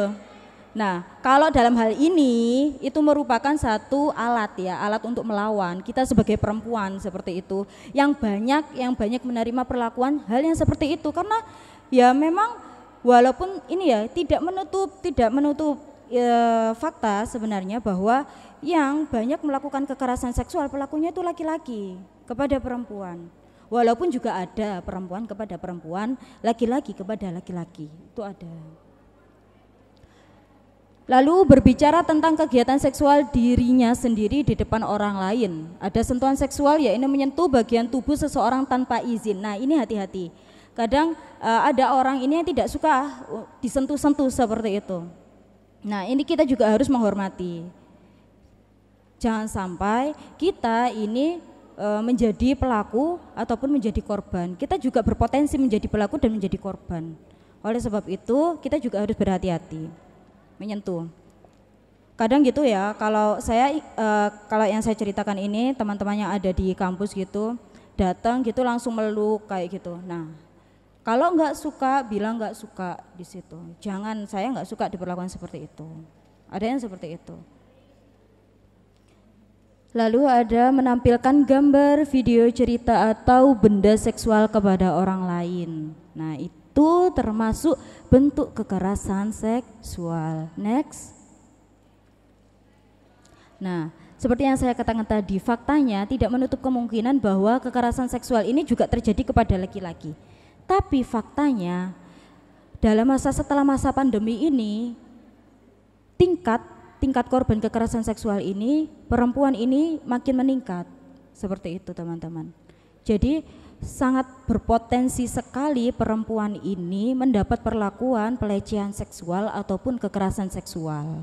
Oleh karenanya perlu kita untuk mengetahui bentuk-bentuknya, lalu bagaimana kita mencegah, bagaimana kita melawan. Kalau bukan kita sendiri yang melawan, mau siapa yang kita andalkan, seperti itu. Next. Nah, ini ada catatan tahunan dari Komnas Perempuan. Nah, kelihatan enggak? Enggak, saya bacakan aja ya. Yang paling banyak. Ya, yang paling banyak di tahun 2020 itu ada pencabulan, KBGS dan kekerasan seksual lainnya. Dan ini juga ada pelecehan seksual. Nah, pelecehan seksual yang saya katakan tadi termasuk catcalling yang seperti itu. Terus ada eksib, ada incest, kayak gitu. Lanjut, next. Next. Nah, ini merupakan akibat atau efek dari kekerasan seksual. Nah, bagaimanapun bentuknya kekerasan seksual ya, bagaimanapun itu, yang menjadi korban ini yang paling sangat dirugikan. Tidak hanya fisik, tidak hanya materi, tapi juga psikologis di situ. Korban bisa mengalami stres, bisa mengalami depresi, terus itu ada percobaan bunuh diri dan harga dirinya itu menurun di situ. Karena dia ini sudah merasa bahwa martabatnya ini sudah direnggut. Dia merasa malu terhadap dirinya sendiri, ini loh malu. Malu untuk bertemu orang lain, lalu stres, depresi, bahkan ada yang melakukan percobaan bunuh diri. Seperti banyak sekali korban dari pemerkosaan itu yang mereka ketika mereka tidak kuat ya menghadapi after effect dari perkosaan itu, dia mencoba bunuh diri. Lanjut. Nah, ini ada fisik.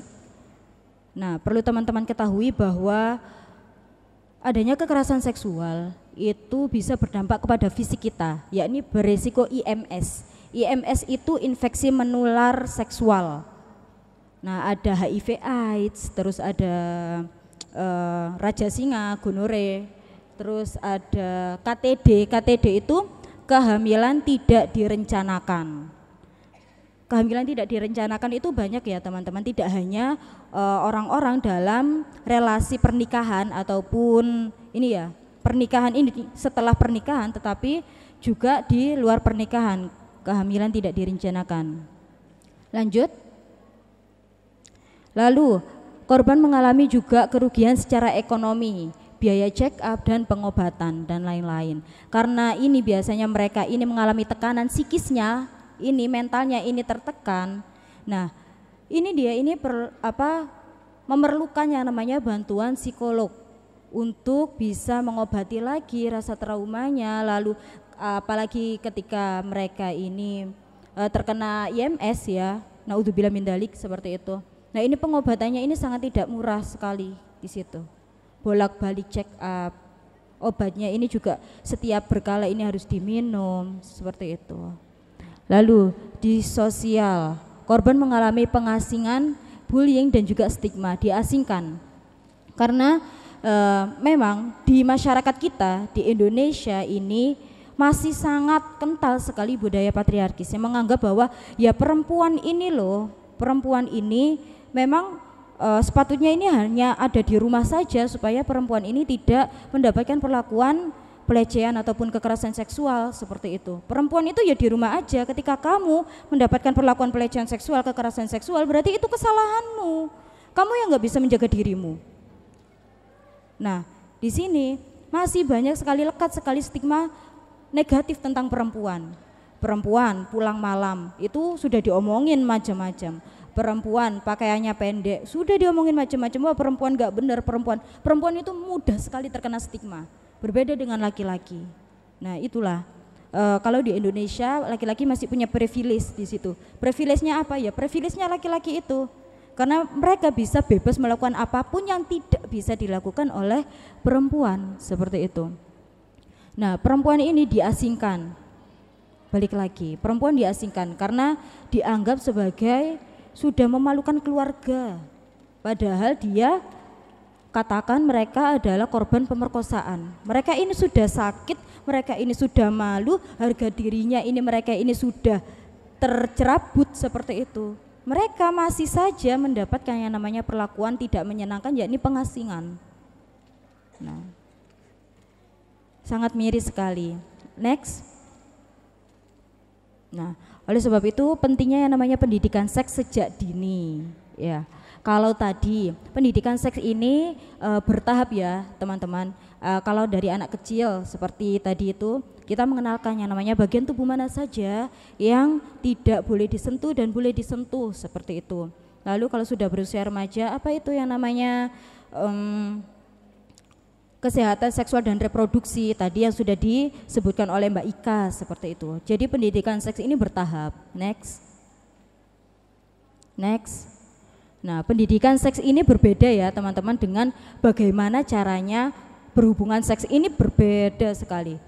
Dengan kita mempelajari yang namanya pendidikan seks, kita itu tahu mana sih perilaku seks ini yang beresiko, terus bagaimana sih kesehatan reproduksi kita, dan bagaimana sih kita itu harus berperilaku kepada orang lain, seperti itu. Ini pendidikan seks ini mengajarkan remaja agar menghormati tubuhnya sendiri. Nah, kalau di dalam Islam ya, tubuh kita ini itu miliknya siapa? Milik siapa? Pertama, tubuh kita ini milik Allah. Ya, jadi kita ini dititipi tubuh ini untuk dijaga sebaik-baik mungkin.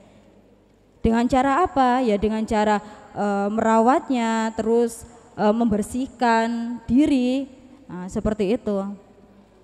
Lalu mengenali perubahan yang terjadi pada tubuh seperti yang tadi dijelaskan oleh Mbak Ika, ketika terjadi perubahan dalam siklus menstruasi itu kalian juga harus aware seperti itu.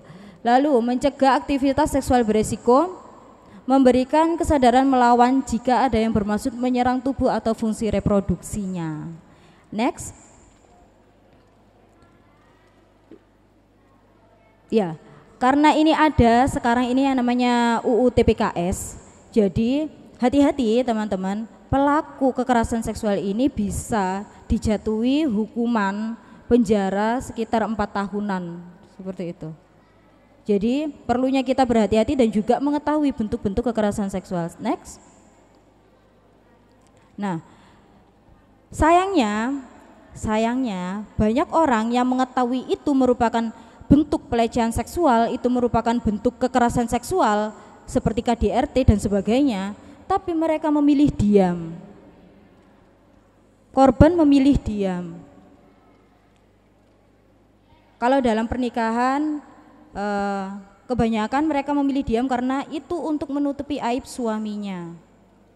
Padahal ini sudah muka sudah babak belur ini. Kayak gitu katakan. Korban pemerkosaan lebih menutup diri karena apa? Stigma yang melekat tadi, perempuan gak benar, perempuan yang seperti itu, perempuan seperti itu, mereka lebih memilih diam karena banyaknya tekanan dari luar, dari dalam dan dari luar. Dari dalam dirinya dia merasa malu, dari luar dia mendapatkan stigma yang buruk, dia mendapatkan banyak hal omongan negatif dari orang lain seperti itu, manipulasi. Kalau hati-hati ya, kalau di sini yang sudah mungkin sudah dalam relasi romantis seperti itu, manipulasi. Ayolah, kamu kan katanya sayang sama aku, lah kamu buktikanlah kamu sayang sama aku. Nah itu manipulasi bentuknya. Lalu intimidasi ini kebalikannya, tapi ini ancaman. Nah bentuknya dari ancaman. Oh kamu jadi nggak mau, hati-hati loh ya kamu ya, nanti aibmu kamu aku sebarkan kayak gitu. Itu intimidasi. Ancaman penipuan narkoba. Nah, narkoba itu juga merupakan bentuk ya kemungkinan seseorang itu melakukan kekerasan seksual seperti itu. Nah, karena kita tadi sudah berbicara panjang lebar mengenai kekerasan berbasis gender, kekerasan seksual seperti itu, dan juga cara penanganannya. Kalau penanganan yang pertama tadi ya, itu tadi yang saya jelaskan tadi. Lalu apa yang harus kita lakukan? Nah, kalau emang itu bentuknya itu spontan, kayak tadi catcalling, bisa dengan melakukan langsung menegur. Kalau ini sudah parah seperti dalam kayak pemerkosaan ya, itu caranya agak rumit, tapi perlu kalian ketahui ini untuk menjadi pembelajaran seperti itu.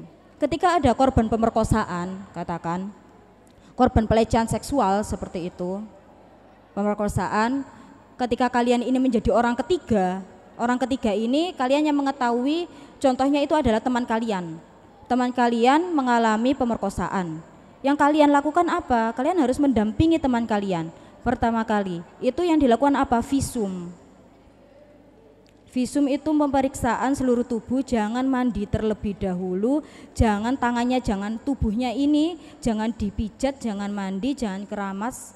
Jadi langsung datang ke rumah sakit untuk visum, dan itu untuk merupakan untuk mengambil barang bukti gitu loh, bahwa dia ini habis mengalami kekerasan seksual seperti itu. Baru setelah itu mengamankan korban, apa yang korban butuhkan. Nah ini baru untuk mengakomodasi kebutuhan korban. Seperti korban membutuhkan ruang aman, korban membutuhkan bantuan medis dan sebagainya. Nah ini baru. Lalu selanjutnya adalah melaporkan ke pihak berwajib. Ataupun ketika kalian teman-teman ini membutuhkan bantuan ahli, bisa menghubungi yang namanya PKBI Jawa Timur. Seperti itu. Untuk pertanyaan selanjutnya, kalau masih ada yang ditanyakan, kita lanjut ke sesi tanya jawab saja ya. Ya, mungkin itu saja dari saya. Terima kasih. Wallahu muwaffiq ila aqwamit thoriq. Wassalamualaikum warahmatullahi wabarakatuh. Waalaikumsalam warahmatullahi wabarakatuh. Terima kasih Kak Alvita.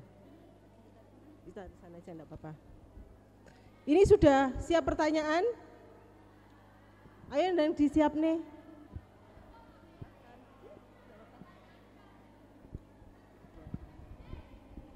Ya baik, bismillahirrahmanirrahim. Assalamualaikum warahmatullahi wabarakatuh.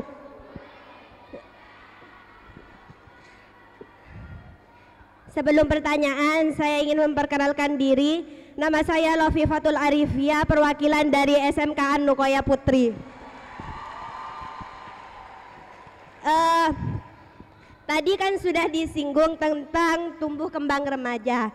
Saya ingin bertanya, bagaimana cara menjadi remaja yang baik, sedangkan dalam kehidupan sehari-hari mereka terkekang dengan peraturan orang tua dan membuat pikiran mereka menjadi kekanak-kanakan, tidak mengikuti tren atau ya tren pada zaman sekarang kan semakin globalisasi itu semakin pesat dan teknologi semakin berkembang. Dan terima kasih. Assalamualaikum warahmatullahi wabarakatuh. Waalaikumsalam warahmatullahi wabarakatuh. Terima kasih, mantap jiwa pertanyaannya. Tepuk tangan dong. Nah, silakan perkenalkan diri ya. Bismillahirrahmanirrahim. Assalamualaikum warahmatullahi wabarakatuh. Perkenalkan, nama saya Rohadatul Ais Asamina. Saya perwakilan dari MTS 1 Putri Nukoya.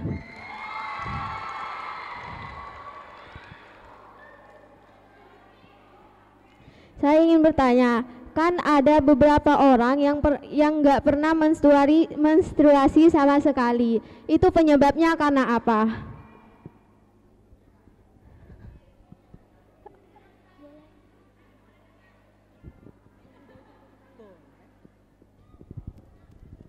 Kan tadi juga mbak-mbaknya cuma ngasih tahu cara menghadapi kalau kita dilecehkan gitu. Gimana biar kita itu nggak dilecehkan? Biar nggak jadi sasaran untuk dilecehkan oleh orang.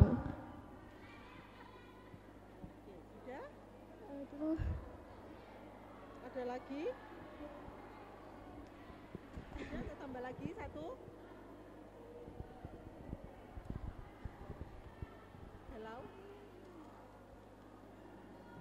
Ya mungkin ini hanya saja dari saya. Wassalamualaikum warahmatullahi wabarakatuh. Waalaikumsalam warahmatullahi wabarakatuh. Perkenalkan, nama saya Fitria Nabila. Saya perwakilan dari MTS 1 Putri Anukoya Putri. Saya ingin bertanya, apa penyebab dari keputihan bau? Baunya keputihan. Terima kasih. Yang pertama saya jawab yang bagaimana menjadi remaja yang baik, sementara kita tidak berdaya kalau sudah melawan dengan orang tua. Begini, kita harus sadar bahwa orang tua kita adalah manusia. Ya, manusia apa bukan? Berarti yang namanya manusia tidak lepas dari yang namanya kekurangan dan kelebihan. Maka dengan demikian kita remaja yang harus mulai berpikir mana yang baik, mana yang tidak. Kalau dalam pola asuh itu ternyata kurang tepat, misalnya ada orang tua yang marah-marah, nyuruhnya marah terus membuat kita makin stres. Akhirnya perilaku kita juga karena sudah gak kuat, kita menjadi membantah. Benar gak bantah? Benar apa tidak membantah? Tidak. Nah, bagaimana kita mengatasi hal ini? Maka yang pertama harus kita lakukan, kita seperti apapun orang tua kita tidak boleh membantah. Loh Bu, kalau gitu lah dimarahin terus saya. Ada caranya. Pendekatan yang pertama, jika suasananya sudah nyaman, dekati orang tua. Bahwa apa yang dilakukan orang tua itu tidak, jangan bilang baik tidak. Kalau kamu bilang baik dan tidak sama orang tua pasti kamu kalah. Wong anak baru masih bau kencur kok bilang baik tidak. Tapi yang harus kamu lakukan itu tidak menyenangkan. Misalnya, Bu, kalau ibu marah itu saya jadi stres Bu, saya sedih gitu. Nah, itu jauh lebih mengena. Siapa coba orang tua yang pengen anaknya sedih? Ada enggak? Tidak ada. Mesti orang tua itu pengennya anaknya bahagia. Maka itu yang kamu lakukan. Kamu ekspresikan dengan bahasa yang benar sehingga orang tua kita itu tahu bahwa yang dilakukan itu tidak menyenangkan buat kita. Bu, saya pengen ibu itu mbok sekali-sekali kalau ngomong itu mbok tenang, saya dilus-lus gitu loh Bu. Jangan gak usah marah-marah. Nah, itu jauh lebih baik. Tapi harus melihat situasi orang tua. Ibunya ngomong begitu, jangan pas ibunya lagi capek, lagi banyak masalah, ya pasti kurang tepat. Ya, begitu juga dengan ayah. Maka kita kalau ingin dekat dengan orang tua itu harus mengambil hati orang tua. Ini yang sering saya lakukan. Apa mengambil hati orang tua? Kita melakukan perilaku yang baik yang menurut kita manut, kemudian menyenangkan, orang tuanya mau minum diambilkan dan seterusnya. Kalau sudah orang tuanya senang, maka apapun yang menjadi keinginan anak insya Allah akan dituruti. Nah, itu diantaranya dengan begitu, dengan hubungan yang baik, nanti kalian akan bisa mengembangkan diri menjadi remaja yang baik. Berarti bagaimana? Sekarang belajar yang baik, cari wawasan seluas-luasnya, buka pikiran, mata, supaya pengetahuan wawasan kalian seluas-luasnya. Kemudian kalian cerna mana yang bisa diambil, mana yang tidak. Kalau secara umum itu namanya di luar kan banyak. Hal-hal ada yang tidak bisa kita ambil, itu nilai-nilai yang tidak bisa kita ambil ya tidak usah. Kita ambil nilai-nilai yang baik yang bisa kita ambil. Nah, baru kemudian itu bisa kita terapkan pada diri kita untuk terus berprestasi menjadi lebih baik, baik di bidang akademik, di sekolah, ataupun dengan hubungan dengan teman dan terutama tadi dengan hubungan dengan orang tua. Saya kira begitu, mudah-mudahan bisa menjawab pertanyaan. Selanjutnya silakan yang lain. Terima kasih, bisa dilanjut. Boleh. Bentar. Sudah ini terdengar dari sana penjelasan Bunia bagaimana kemudian melakukan pendekatan kepada orang tua begitu ya, dan melihat situasinya pas atau tidak. ibu pas kesel, capek, kemudian atau bapaknya lagi capek, teman-teman kemudian menyampaikan dengan muka yang tidak enak, itu momen yang kurang tepat. Karena sebenarnya ini hubungannya nanti dengan bagaimana menyampaikan pendapat atau perasaan, apalagi dengan berbicara mengenai salah satu bentuk kekerasan seksual yaitu pernikahan anak itu sendiri seperti apa. Begitu. Silakan Mbak Ika. Ya, terima kasih. Tadi pertanyaannya yang pertama, gimana kalau tidak haid sama sekali, iya nggak sih? Iya ya nggak sih ya. Nah, tidak haid itu kalau di istilah medis itu namanya amenoru. Amenoru itu ada dua, amenoru primer sama amenoru sekunder. Kalau amenoru primer itu memang belum pernah haid sama sekali.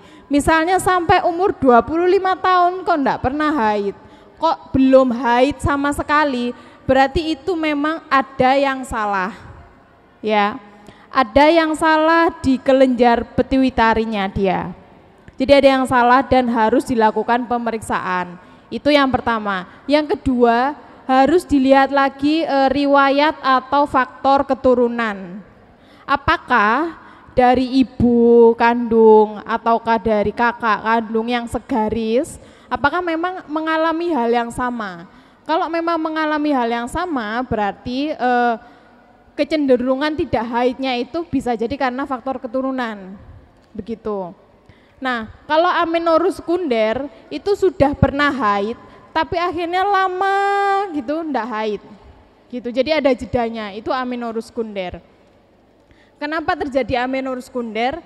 Karena adanya ketidakseimbangan hormon di dalam tubuh. Entah itu berat badannya yang berlebihan, ya teman-teman, yang berat badannya berlebihan, biasanya cenderung menstruasinya memang tidak lancar. Bisa jadi 6 bulan sekali haid atau 3 bulan sekali baru haid, begitu. Tapi itu pun perlu dilakukan pemeriksaan kesehatan lebih lanjut. Kita harus USG, kita harus konsultasikan ke dokter spesialis kandungan, apakah dia apakah si pasien ini harus mendapatkan terapi obat atau terapi hormon, ataukah cukup dengan menyeimbangkan nutrisinya saja, ataukah ya udah kamu diet aja. Karena apa? Karena nggak teraturnya mens ini, atau kamu nggak mens selama ini karena berat badan yang berlebihan. Ya, jadi berat badan tuh ngaruh. Kalau teman-teman sekarang lagi di dalam masa pertumbuhan, itu juga harus dipikirkan.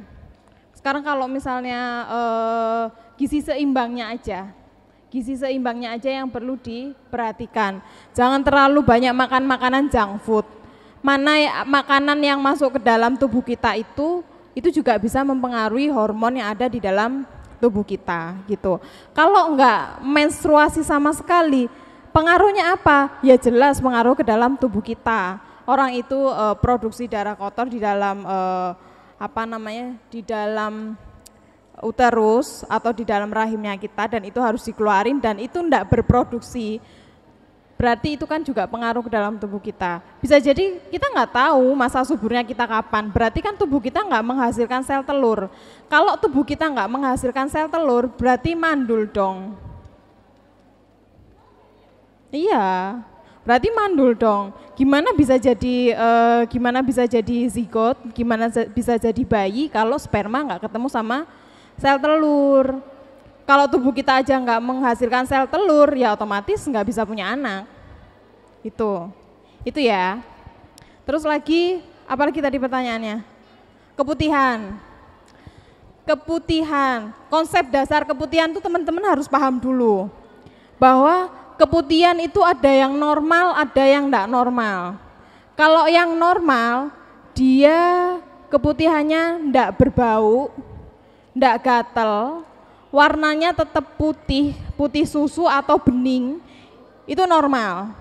Jadi ada tiga kriteria. Yang pertama, cair. Kok cair? Ada apa? Yang pertama, enggak bau, enggak gatel, warnanya putih. Betul. Jadi itu ada 3, ndak gatel, ndak bau, warnanya tetap putih atau bening.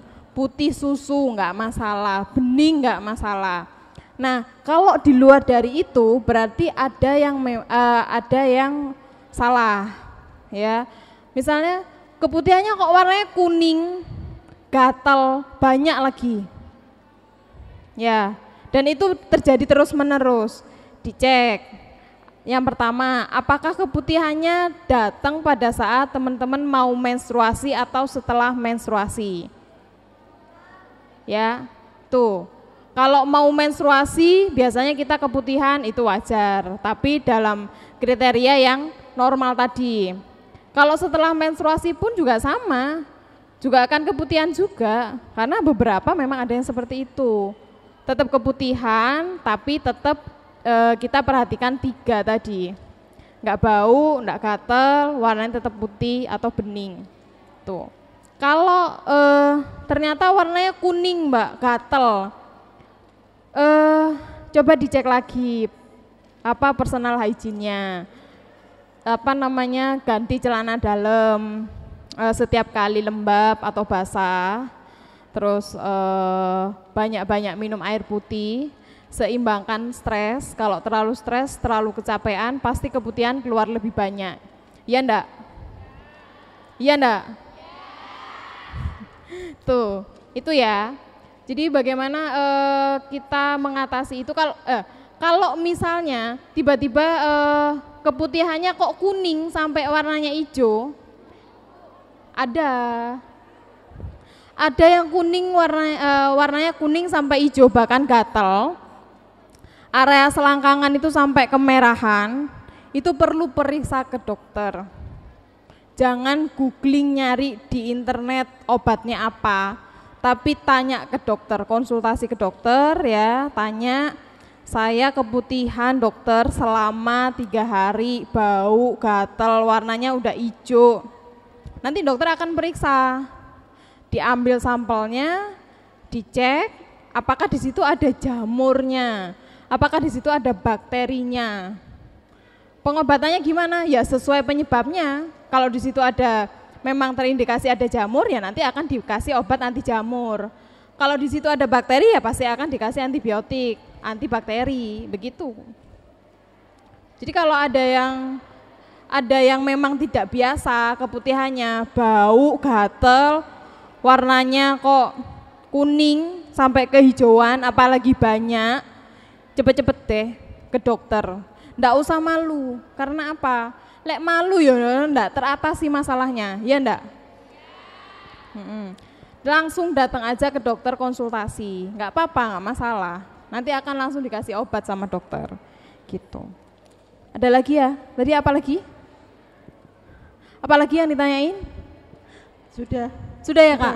Oke, terima kasih. Kembali kasih. Ya, terima kasih atas tipsnya. Tapi memang yang terutama poinnya tambahan ya Kak.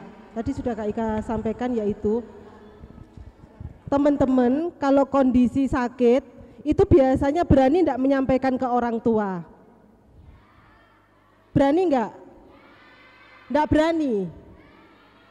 Kalau berhubungan dengan kelamin, ada yang gatal, ada berani enggak menyampaikan ke orang tua? Enggak berani, malu ya.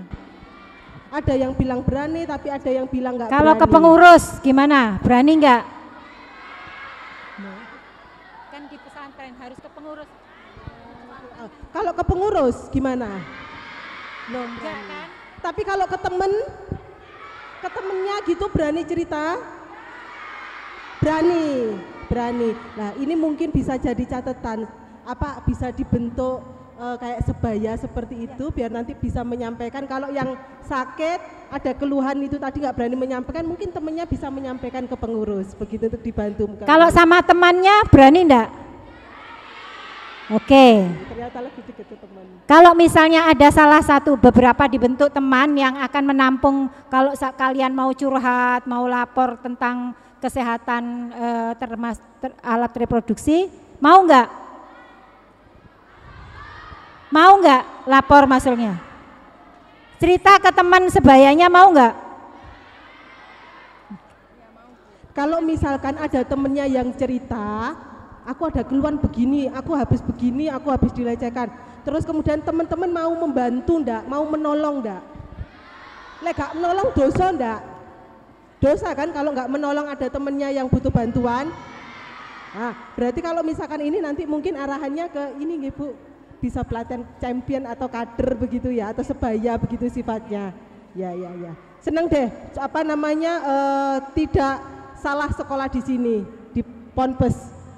Tidak salah begitu karena jiwa kemanusiaannya membantu sesamanya itu tadi ya, membantu kalau misalkan temennya ada yang sakit, ada yang mengalami mungkin lagi curhat atau apa, dikancani, ditemani begitu, keren pokoknya. Ya, selanjutnya terkait ini gimana sih agar biar tidak dilecehkan?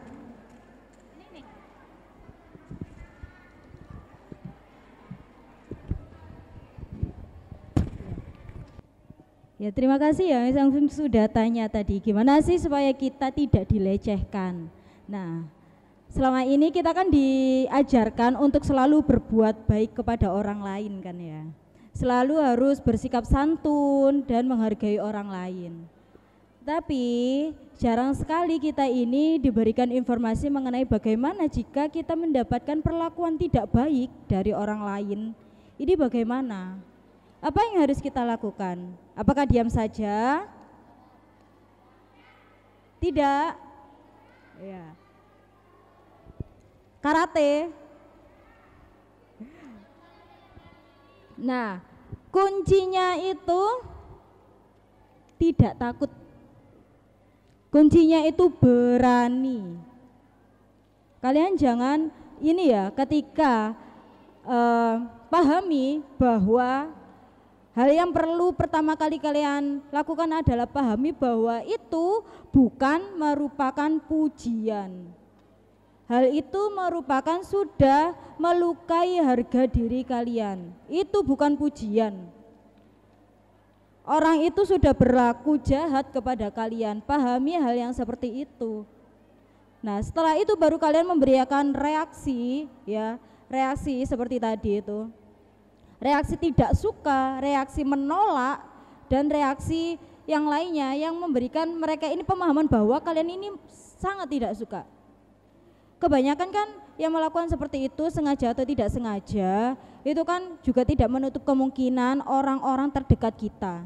Siapa saja sih yang bisa melakukan kekerasan seksual ataupun pelecehan? Semua orang bisa. Semua orang bisa. Orang-orang terdekat kita, mungkin kakak tingkat ataupun adik tingkat, itu semuanya bisa. Jadi yang pertama kali itu jangan takut, pahami bahwa itu merupakan kekerasan ataupun pelecehan seksual.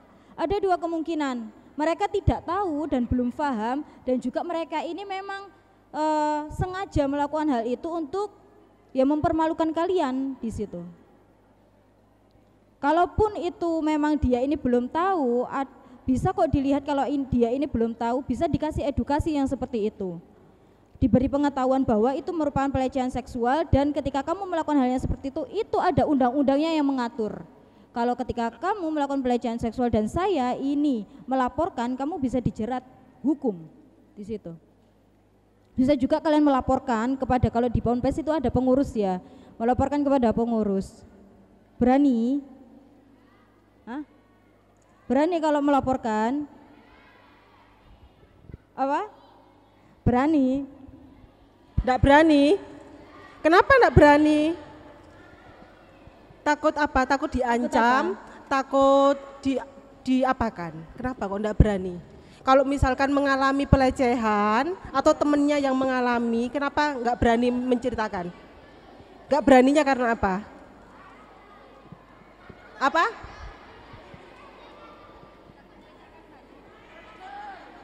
Ya, maju, Iki kabele. Ndak kabele ndak tuh.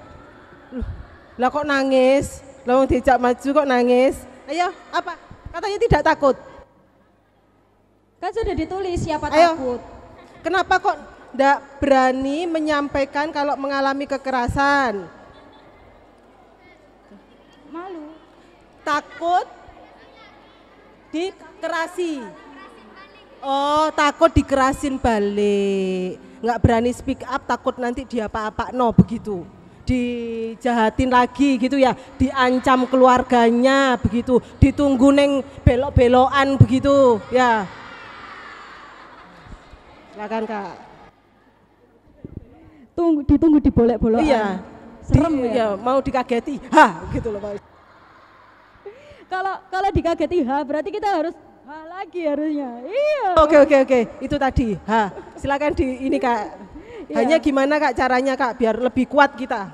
Iya, caranya itu banyak ya. Dengan kita memberikan edukasi seperti ini kan kita juga mengenalkan bahwa perlakuan seksual itu, pelecehan seksual itu seperti apa sih, kekerasan seksual itu seperti apa sih. Ini juga merupakan jawaban gitu Kak ya, dengan memberikan edukasi. Sebenarnya tidak hanya perempuan yang diedukasi, laki-laki pun juga harusnya juga diedukasi hal yang seperti ini, seperti itu. Itu pemahaman kita sih untuk bagaimana sih bentuk-bentuknya agar tidak melakukan hal yang seperti itu. Karena sudah banyak sekali ya teman-teman, banyak sekali karena sekarang itu sudah ada yang namanya UU TPKS yang ketika ada pelaku melakukan kekerasan seksual ataupun pelecehan seksual itu bisa diproses secara hukum. Dan ini benar-benar terjadi, sudah banyak sekali karena adanya UU TPKS ini. Korban-korban dari pelecehan dan kekerasan seksual mereka ini berani melapor karena sudah ada payung undang-undang yang melindungi mereka seperti itu. Itu Kak. Begitu ya Kak. Yeah. Jadi gini, tidak usah takut untuk menyampaikan kalau mengalami pelecehan seksual. Kenapa kok bisa bilang gitu, kok enteng banget? Yang penting sudah mengetahui siapa yang dituju. Misalkan temennya, misalkan pengurus di situ. Kalau di sini ada pengurus ya, dituju temennya membantu di situ menyampaikan. Nanti mereka akan melakukan rapat atau koordinasi dengan pihak-pihak terkait, kepolisian apa dan sebagainya, yang kemudian itu akan diselamatkan kawan-kawan. Gitu loh. Jadi cuma ngomong, nanti yang bergerak itu kemudian semuanya. Gak usah khawatir. Kalau misalkan dia ngancem, justru kita yang akan melindungi yang bantu-bantu di sini itu. Gitu ya. Jadi gak usah khawatir ketika mau melaporkan, aku khawatir nanti kalau aku melaporkan diancam. Biasanya memang gitu, awas melaporkan ya, temenan, tak ilikidik. Tak gitu, kak geli-geliin begitu, apa personel dilikidik gitu-gitu. Tak ancam, tak bunuh, tak apa dan sebagainya begitu. Nggak usah takut. Yang penting tahu siapa yang dituju. Ya, sehingga nanti bisa menyampaikan di situ ya untuk dibantu. Begitu. Sudah habis. Waduh, sudah habis ternyata sama panitianya di sini. Sedangkan di sana tadi masih ada. Apa ini ya ditulis aja ya, nanti kita hubungi, ada kontaknya. Begitu ya. Boleh. Nanti apa namanya ditulis saja. Tadi yang belum siapa? 1, 2, 3. Lah kok tambah akeh, kok tambah banyak. Berarti tambah semangat. Gini, karena saya sudah dipeseni sama panitia, waktunya habis begitu. Ditulis sama dikasih kontak itu nomor handphone. Nanti kita bisa WA-WA-an atau apa. Oh, kurang asik. Gimana, Mbak? Kurang asik, Mbak, katanya, Mbak.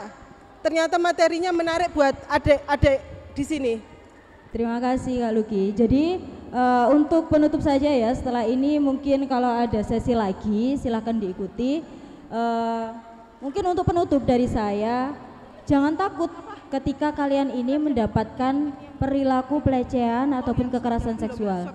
Yang pertama kali kalian lakukan itu jangan takut, jangan menampilkan ketakutan. Dan itu merupakan masih perlu dilatih sebenarnya. Tapi tampilkan bahwa kalian ini berani. Itu. Latih itu terus, dilatih terus. Kalian sudah mengetahui bagaimana itu kekerasan seksual dan cara pencegahannya. Ya, itu bisa kalian terapkan untuk mencegah dari perilaku pelecehan seksual dan juga kita bisa menjadi pelaku ataupun korban. Jadi hati-hati dalam bertindak dan juga berucap ya. Mungkin itu saja dari saya. Allahumma fiq ila aqwamit thoriq. Wassalamualaikum warahmatullahi wabarakatuh. Mungkin ada tambahan dari Mbak Ika. Waalaikumsalam warahmatullahi wabarakatuh. Terima kasih Kak Alvita. Sinten dulu, Bunia apa pesan nggih kula. Baik, sebagai penutup saya hanya berpesan anak-anak sekalian, apa yang sudah kalian peroleh di acara ini, kegiatan ini, sebaiknya saya berharap kalian akan memanfaatkan dengan sebaik-baiknya. Jika ada masalah, silahkan disampaikan. Kalau malu sama pengurus, bisa sama bu guru, bisa sama pengasuh, boleh sama teman, yang kemudian diteruskan untuk ditindaklanjuti, bukan hanya sekedar curhat. Jangan pernah malu untuk mencari sebuah pertolongan kalau memang itu dirasa butuh pertolongan.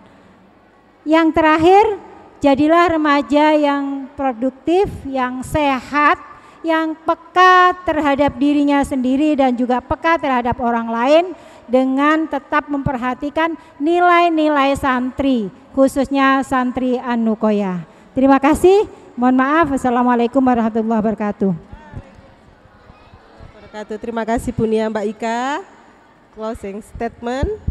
Ya, terima kasih. Kalau dari saya apresiasi sekali atas antusias teman-teman di sini untuk belajar bareng dengan kami mengenai kesehatan reproduksi.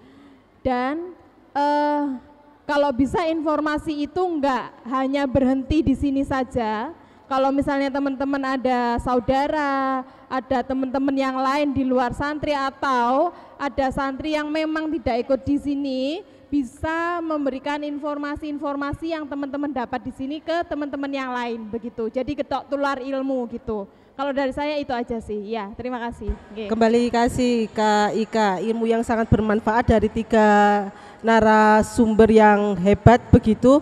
Semoga kawan-kawan di sini, adik-adik penuh dengan semangat. Halo.